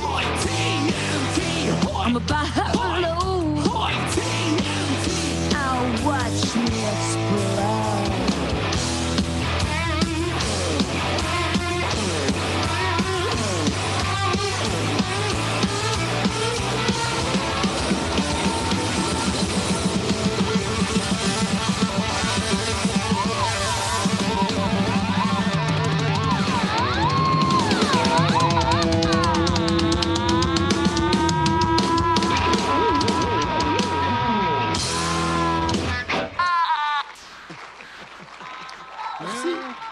Hey, ça dépeigne. Bravo! Ça dépeigne en Simonac. Hey, Rafi! Wouh! Ouais. Bravo! Hey, merci! Wow. Ils sont tellement bons, on les aime. On les aime. Non, mais c'est pas possible. Ils sont capables de faire tous les styles. Bravo, sérieusement. C'est comme... Je suis épatée. Wow! Wow, wow, wow! Mesdames, Messieurs, l'encyclopédie de Musique Plus. L'homme qui a vu l'ours. Qui sait les potins que les potins ne savent même pas qu'ils sont créés encore. Exactement. Comme m'avait déjà dit Mario Lirette, toi, Gauthier, tu as un gros avantage. Tu es tellement crédible que quand tu ne sais pas quelque chose, tu l'inventes et on pense que c'est vrai. C'est ça. C'est quoi ta toune, mon mec? Et je veux juste dire à Paul que ça fait... Bon Scott est mort le 19 février, comme aujourd'hui, en 1980. Wow! Ouais, ça fait 42 ans aujourd'hui. Puis, je voyais passer le solide rock de velours. Puis tout, je veux juste dire à Sonia que j'ai emprunté ton rock de velours parce que à tous les dimanches matins, dans mon émission Stéréo Mike, j'ai tout le temps une balade, puis elle s'appelle Stéréo Mike de velours. Oh! C'est carrément ton émission qui avait été l'inspiration. Ben, moi, j'ai décidé de vous présenter une tourne des colocs parce qu'on a toutes fait des entrevues ici, puis à un moment donné, on est sorti là, de l'entrevue, puis tu fais comme, je viens de réaliser quelque chose, je viens de réussir à aller chercher quelque chose de cet artiste-là qu'on ne connaît pas bien. Et là, tu es fier dans ce temps-là. Tu sais, c'est le fun de parler qu'ils ont enregistré à telle place, puis tout ça. Puis moi, j'étais avec Dédé Fortin au cabaret du musée Juste pour rire pour le lancement de Dehors Novembre. Puis là, à un moment donné, je parle avec lui, puis tu sais, Dédé, il n'était pas évident. Tu sais, Dédé, il faisait des entrevues parce qu'il était jamais désagréable, mais il faisait des entrevues parce qu'il avait à en faire pour faire de la promotion. Puis à un moment donné, je commence à parler avec lui, puis là, je me fais dire, tu as 15 minutes, puis là, à un moment donné, je touche une fibre en lui disant, toi, Dédé, ta famille, c'est une famille de musiciens, tout ça. Il fait comme non. Et là, il commence à me parler, puis il me dit, ouais, je sais pas comment ça, je fais de la musique. Tu sais, quasiment un questionnement en direct. Puis quand j'ai eu fini, je me suis dit, je suis content parce que Dédé avait tout le temps un petit air taquin quand il faisait ses entrevues. Tu ne savais jamais si c'était vrai ou pas vrai ce qu'il disait. Mais là, je suis sorti et j'ai fait wow! J'ai réussi à avoir quelqu'un qui habituellement est difficile à interviewer. Puis là, j'ai été chercher une fibre. Puis c'est pour ça que j'ai demandé à Rafi de me faire ce soir, tassez-vous de là des colocs parce que c'était un des beaux souvenirs que j'ai eu avec Dédé Fortin au mois de mai en 1998 quand ils ont lancé l'album. Je vous la présente tout de suite à Musique Plus. Mais moi, je n'étais pas VJ, fait que je dis tout le temps, je vous retrouve dans 1 heure pour un autre Fac 57. Oui, c'est vrai. Ouais, fais-nous la signature, Fac 57. Let's go. Ça. Alors, voici à Fac 57 un petit bout de la nouveauté des colocs qu'on vous présente. Tassez-vous de là, en 98. Ah bon?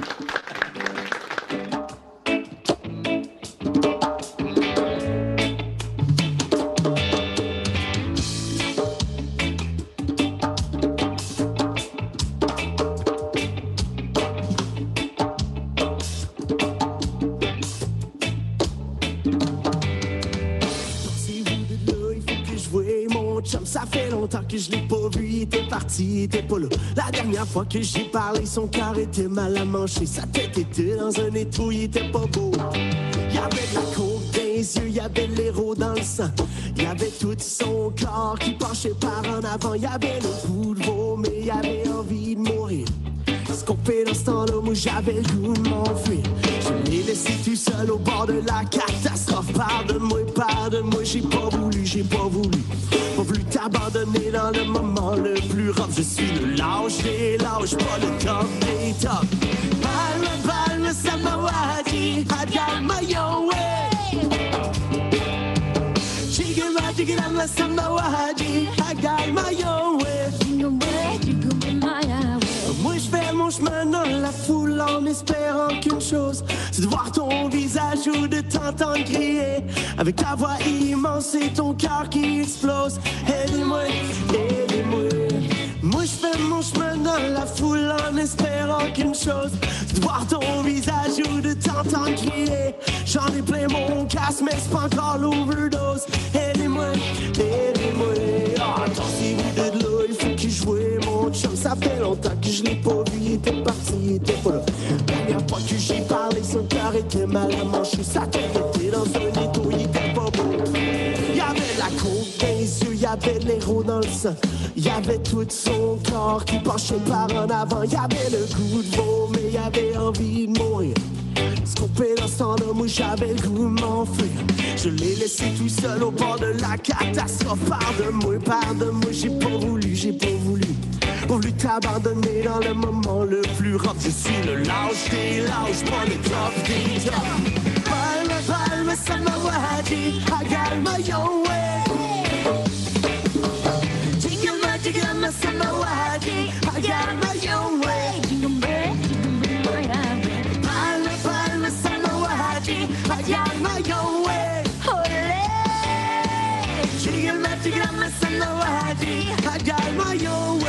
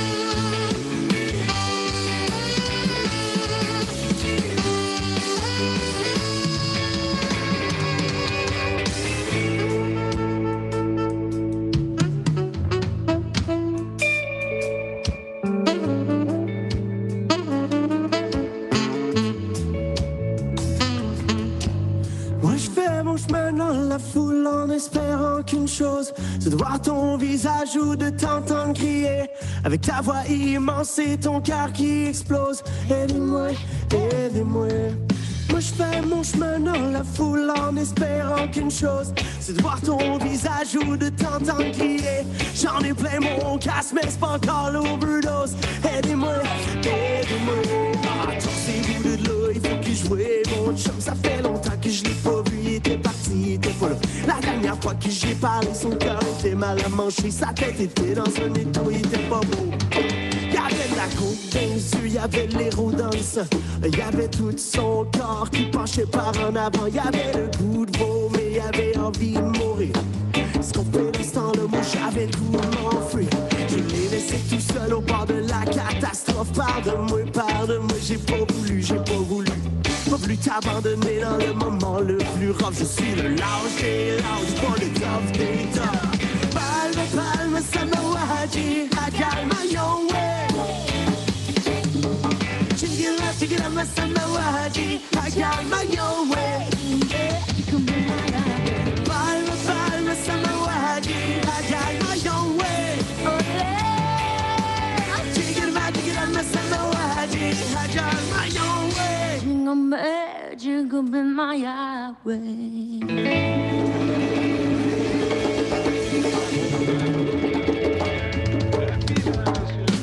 Dans le garage. Oh yeah! Que de souvenirs, Mike, que tu nous emmènes encore une fois. Hein? Oui. C'est fou. Il venait faire du montage à Musique Plus. Lui Oui, aussi, c'est de temps vrai. en temps. Oui. Écoute, quand on rentrait à un moment donné le soir, tu le voyais, il était là. Des fois, il était... comment dire? Il était facile d'accès, mais on ne savait jamais par quel bout le prendre. Exactement. C'est C'est ça. À un moment donné, tu passais, hey, t'as de beau, viens ici. Comment ça va? Ah, bien, toi. Mais tu passais, il disait, j'ai pas le temps.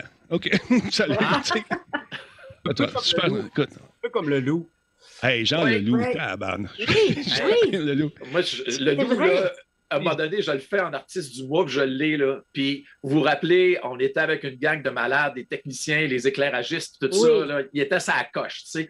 Puis, Ouais. à un moment donné, le loup, il rentre 5 minutes avant pour s'installer. On faisait un artiste du mois, une émission spéciale. Et là, il me dit, Mike, j'aime pas les chaises. Jean, qu'est-ce que tu veux qu'on fasse? Qu'est-ce que tu veux qu'on fasse, Jean? T'aimes pas les chaises, mais l'éclairage, j'ai fait tout. Tu fais comme, ouais, mais non, je peux pas m'asseoir. Ça a des chaises à 1500 piastres chaque en plus. Tu sais, c'était la grosse affaire. Tu sais, la gang de la direction artistique avait travaillé fort. Puis le loup, il se lève, il va s'asseoir dans les amplis qui sont pas éclairés pantoute. Et là, tu vois la fourmilière qui part, là, t'entends. Là, ça sac. Là, à un moment donné, ils réussissent à faire un éclairage pas si pire. Là, on part le show, assis ses amplificateurs. Là, il est content. Là, il est heureux. Puis là, dans ce temps-là, je ne sais pas c'était qui était dans la direction. Et là, ils ont reçu un appel en disant, c'est quoi cet éclairage pas mauvais là? Qu'est-ce qui s'est passé? Et c'est le loup lui-même. Sinon, je pense qu'il partait. Tu sais, mais le loup, c'était ça. C'était une bombe. Vous l'avez tout fait en entrevue. Là. Ouais. C'était Ouais. imprévisible, mais c'était le fun parce que tu disais, il va se passer quelque chose avec lui. Oui. Ouais, quand Marie Plourde, elle a dit tu sens pas bon. Oui. Ça, c'est un grand moment elle de TV. Elle a dit une chance que c'est pas une télé en odorama. Exactement. Ce que je Oh pense my vraiment. God. Oui, mais effectivement, écoute, hein, c'est un artiste. Ouais. Un artiste. C'est ça. Mais Il a quand je peux te tu dire- prenais du bord, envoyé mais quand tu le pognais du bord, il était le fun. Oui. Écoute, j'ai jamais eu de problème avec. Moi, à un moment donné, j'ai dit, sérieux, là, Jean, on va parler d'argent. Ah ouais, parlons d'argent. Ouais, Yannick. OK, on parle. Condo, quand tu achètes ça. Ouais, condo, gros condo. Il répétait tout. Tu sais, ouais, condo, gros condo, un condo. Là, je prenais son album, je disais, attends un peu, m'a t'aider. Là, je montrais sa pochette d'album. Tiens, on vient d'en vendre 13 000. Ça attends, 13 000, montre-le encore. OK. Je montrais l'album. Ah, man, OK. Hey, ça va être un gros. J'ajoute une piscine dans mon condo. Piscine. 2 piscines, jacuzzi. On monte l'album. Man, ça a duré 10 minutes de même. Puis, ah, toi, je t'aime. C'est bien ça, avec des gros hugs. C'est comme, OK, c'est Ça, cool. ça arrivait souvent, ça. Toi, je t'aime. Toi, Mike, je t'aime. J'aime ça parler avec toi. Ah, Ah, OK. c'est ça. C'est super. Là. Hey, moi, je peux te faire demander ma toune à Non. Rafi? Ah oui, donc. En fait, hey, Banane. Toutes tu les sais, jeux vidéo. Non, même pas. Banane, il a fait une toune qui a joué à la radio, mais là, j'improvise ça. Je ne sais pas si vous êtes en mesure de le faire. Tu sais, eux autres, ils demandent aux gens de faire des mix de tunes. Écoute bien, tu vas me voir venir, là, Rafi pour la gang de live dans le garage. Commencez-moi ça avec avec, j'hésite entre le clan Panton ou la riff de, la riff de Seinfeld. Puis là, tu m'embarques ça. Oui, un instant. Je me check la couette, j'ai trop de remous. Donc, Banane, avec ta gang, tu commences ça avec la riff de Seinfeld, parce qu'il y a de la bass, j'adore la bass. Puis là, tu mixes ça dans ta toune. Donc, ça se fait-tu, ça, Banane? Hey, tout se fait, mon Denis. Tu veux ça dans la toune, inséré dans la chanson, ça? Non. Enfin, tu me fais l'intro. Tu me fais l'intro de Seinfeld. Puis là, 3, 4, là, tu pars ta toune. T'as dit, on a quelque chose. Ça. Ah oui, ça OK, oui, ça se fait ça. Ça fait ça. Hey, fais ça en sol mineur, mon Martin. Hey, Denis, sol mineur, c'est ce que j'allais dire. Sol mineur. En sol mineur, tout le monde. Stand by. C'est quoi, ça, un sol mineur? Ça marche-tu en sol mineur? Ah ouais. 3, 4, 5, 6. Il y a le lag.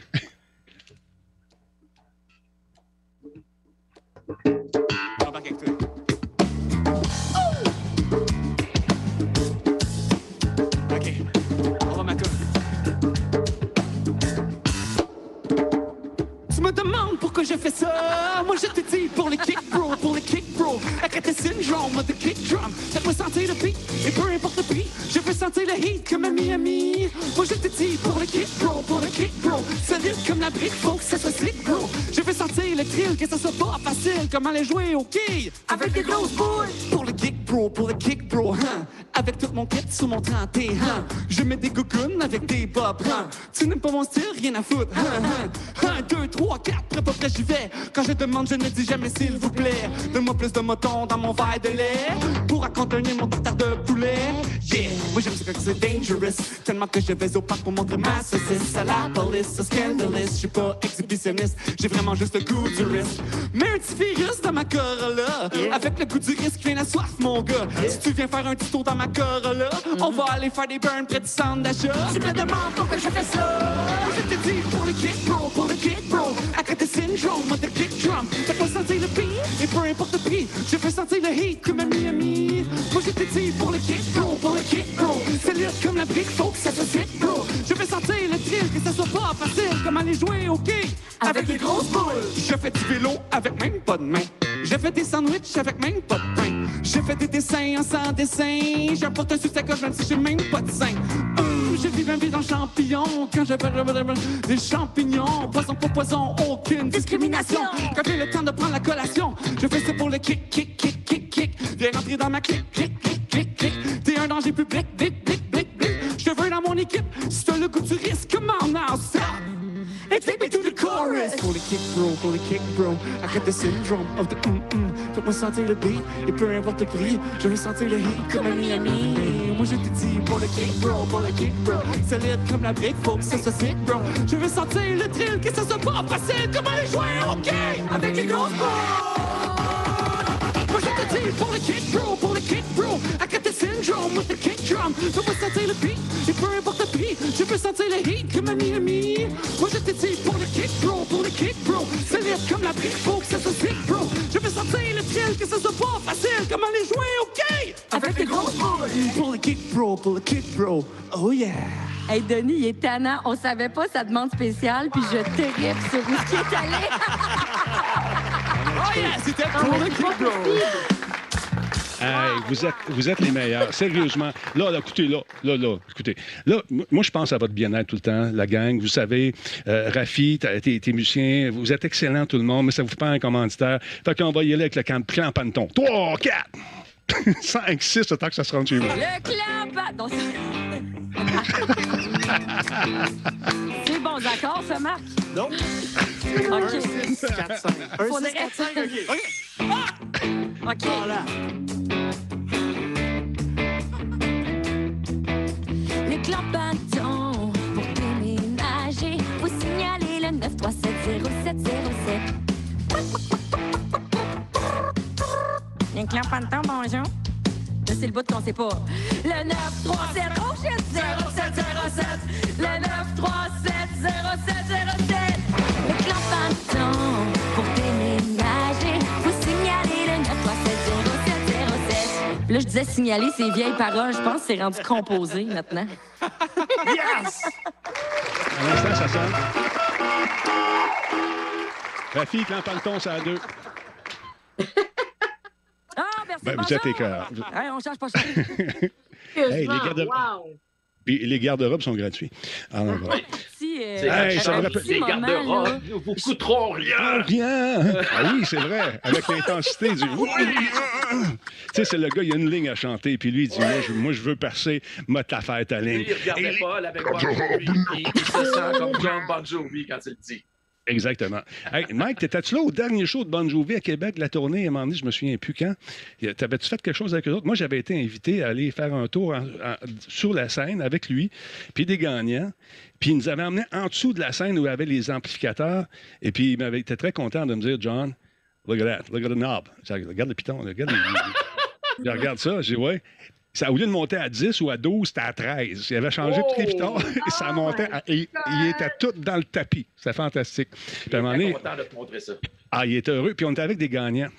Puis, tu sais, c'est la dernière tournée. Ils sont écœurés, les gars. Ils ont fait des meet and greet pendant 2 ans. Ils sont tannés. Fait que je dis, this is the winner of the gagnant. Tu sais, il dit, what's your name? Il dit, mettons, Mike.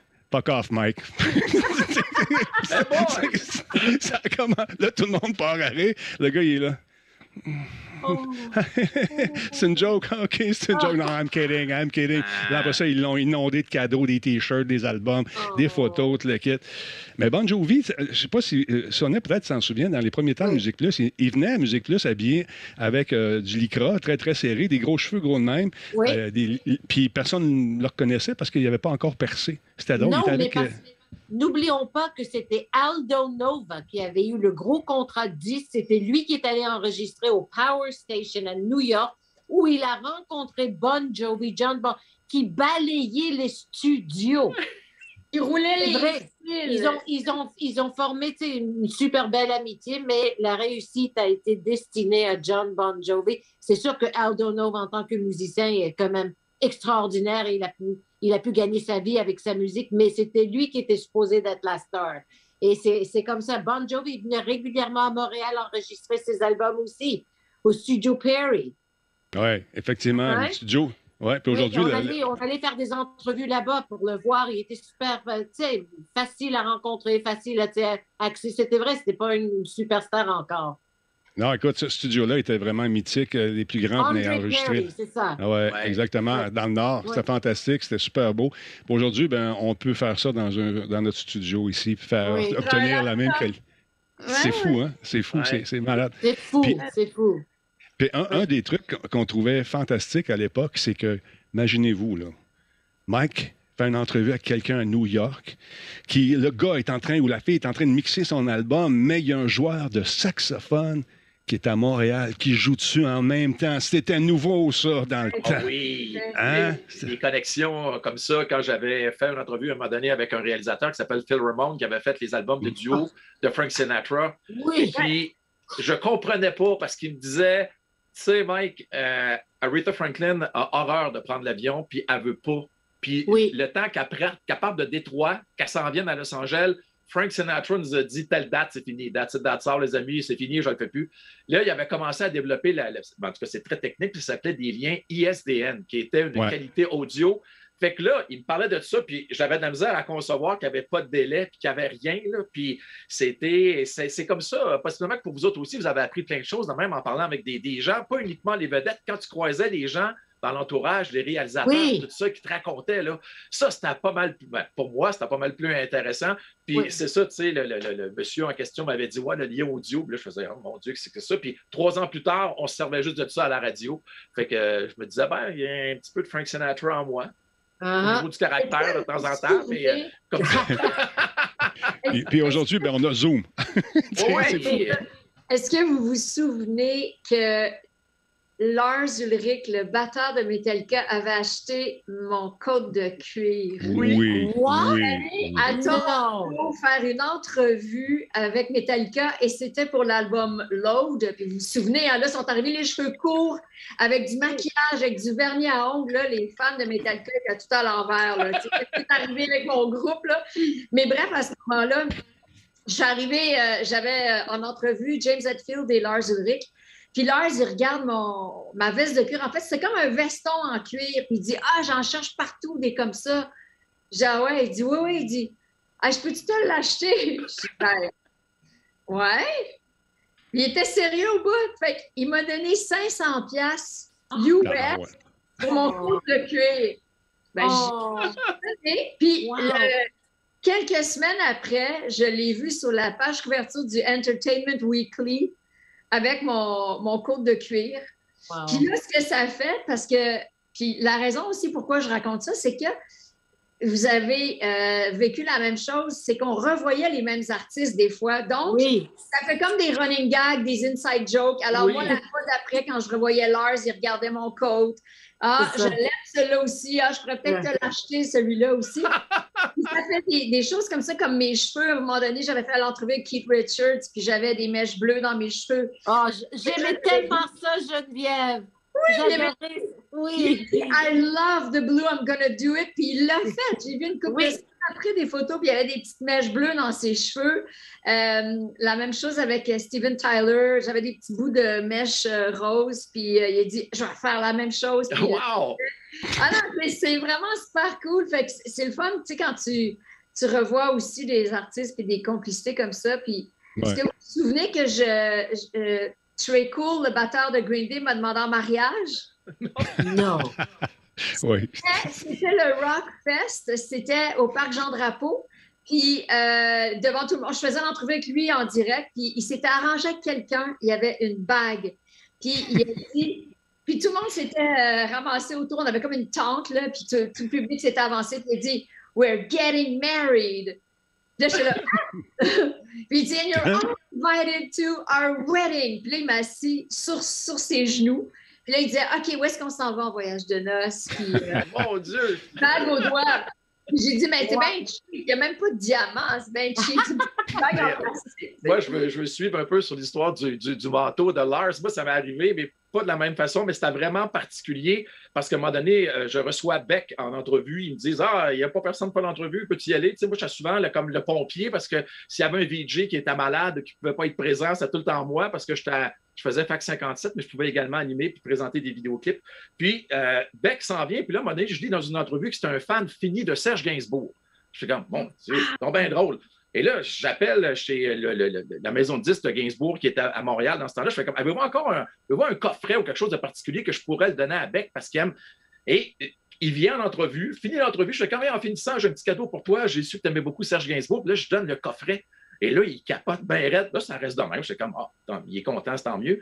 Et là, à la fin de l'année, dans le magazine Rolling Stone, ils disent, ils parlent avec les artistes, ils disent, qu'est-ce qui vous a marqué cette année? Puis Beck, il dit, j'allais faire une entrevue à Montréal, puis ils m'ont donné un coffret de Serge Gainsbourg. C'est un des plus beaux souvenirs de l'année que j'ai. Tu sais, c'est la foule anodin. Moi, j'ai fait comme, il donnait ça. Puis, tu sais, des fois, c'est drôle quand tu vois des affaires que tu donnes ou que tu échanges avec un artiste, puis ça rebound à l'international. C'est incroyable. Particulier. Pour moi, ça a eu lieu avec Tina Turner. Comme je vous ai dit, c'est une artiste que j'ai toujours admirée. Et quand je l'ai rencontrée, c'était comme, j'en revenais pas comment elle était gentille. Et en terminant l'entrevue, je la regardais puis je dis, you know, Tina, tu me fais penser à une phrase que j'ai lue dernièrement. Elle me dit, ah oui, c'est quoi la phrase? Et la phrase, c'est, work like you don't need the money, dance like nobody's watching, love like you've never been hurt. Bref, elle me dit, oh, est-ce que tu pourrais m'écrire ça? Je dis oui, ça me fera plaisir. Donc, j'écris l'expression, puis elle met, elle la plie, toute petite, elle la met dans son porte-monnaie. Et quelques mois plus tard, elle faisait comme un gros show à NBC, son show de Au revoir, mais elle est revenue à plusieurs reprises. Et moi, je suis en pyjama, assise, en train d'écouter le show. Puis on commence le show en la présentant. Ladies and gentlemen, dance like nobody's, work like you don't need the money, love like nobody. Là, je capote. Je dis, oh my God, mais je suis seule. Alors, j'appelle mon agent et je lui dis, Barry, ils ont utilisé ma phrase. C'est comme, je sais que c'est ridicule, mais c'est quand même extraordinaire. Ben oui. C'est des moments exceptionnels. Moi, ça m'est arrivé aussi. J'ai donné un coup de poing sur la gueule au gars de Blind Melon. Sérieusement, Denis? Non! Ah oui, il y avait eu une grosse bataille dans le studio. Ça avait viré au coup de poing. Mais c'est ça. Il a fait un show avec un Black Eyes. C'était drôle. Mais moi, je vais vous conter quelque chose aussi de dispute. Geneviève, tu ne seras pas contente. Simon Lebon, Duran Duran font leur album de cover avec White Lies puis tout ça. Oui. Puis t'étais-tu parti parce que habituellement, c'est toi qui faisais Duran Duran, tu devais avoir? Non, mais c'est parce que je les ai faits, pas en direct, je les ai faits enregistrés. C'est ça. Fait que là, je suis là, puis là, je traduis, tu sais, puis... Tu sais, des fois, ils sont pas tout le temps là, sont altérés par des substances quelconques. Et là, il était fait. Et à un moment donné, je commence à traduire à côté de lui, puis il se croise les bras, puis il me regarde de loin, puis il fait comme...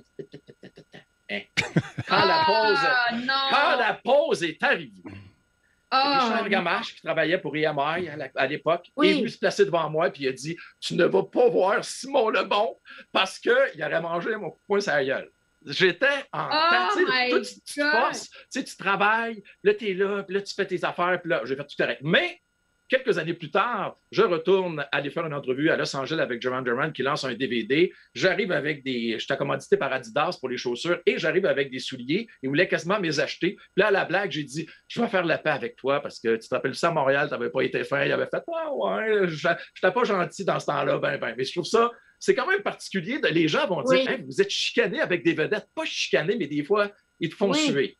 Des fois, c'est pas tout le temps le fun. C'est ce jour-là. Qui est devenu mon ami après. Ben oui, c'est le même jour. Ah oui, bon, tu vois. Oui, le même jour. Puis regarde, attends, je vais juste t'en montrer juste une autre, OK? Parce que lui, là, c'était vraiment là, mon idole d'adolescence. John Taylor. John Taylor, le bassiste de Duran Duran. Lui, il était fin. Lui, il était fin. Puis moi, je les avais reçus un samedi matin. Tu sais? À Musique Plus, un samedi matin. Avant d'aller se coucher. Écoute, sûrement. Écoute, là, ils sont tous là, puis il y a du monde dans la vitre partout. Les vitres de Musique Plus, hein? C'était fou raide. Donc, là, dans ma grande sagesse, je dis à Richard de Plateau, va me chercher du monde, on va y rentrer dans le studio. Fait que eux autres, ils arrivent, il y a du monde dans le studio. Oh my God, there's people. Oh, we don't want to do that. There's people. Oui, there's people. Oui, mais ils sont fins. Tu vois, t'es à Montréal ici, il n'y a pas de danger. Oh my God. Là, il était assis sur le petit banc, puis un peu avec des goûts, il avait peur du monde. Finalement, ça donnait un Christy de bon show. C'était le fun. Mais c'est toujours cette barrière-là qu'il faut arriver à percer, puis c'est pas toujours facile. C'est pas toujours facile. Ça a l'air évident quand tu regardes ce qui se passe souvent à la TV, ou c'est facile de juger dans ton divan avec la manette. Mais quand tu es live et tu le vis, je peux te dire que le petit canard, il patine. Ça va vite dans la tête. Je vais en parler à Paul de quelque chose. Moi, Paul, j'aimerais savoir l'affaire de Kiss, là. Qu'est-ce qui s'était passé? Man. C'est une affaire politique, hein? Kiss, ils les rencontrés, ils n'étaient pas populaires. OK? Ils étaient dans le down de la vague. Ah, OK. Et puis, il y a un fan qui l'a rencontré dans un couloir, puis il a dit, écoute, Much Music, là, il vous joue une journée avant que vous arriviez. Pendant que vous êtes là, le lendemain, il ne vous joue plus. Alors, moi, j'ai été le premier candidat de l'Empire Much Music à le rencontrer. Alors, I was doomed, comme on dirait. Oh, oui. C'était l'agneau sacrifié. Ça était scellé d'avance. Alors, j'ai fait de la recherche au bout pendant une semaine. J'ai attendu 4-5 heures de retard. Puis là, il est arrivé, puis il s'est assis devant moi. Puis là, il me regardait pas. Puis là, à un moment donné, il me niaisait. Puis moi, j'ai posé des questions. Puis à un moment donné, il y a une fille qui est arrivée dans une porte. Puis elle a dit, « Oh, Gene, please come here, Gene. » Gene, il dit, « Oh, baby, you want me to come here? » Fait qu'il s'est levé, il a enlevé son micro, puis il a foutu le camp.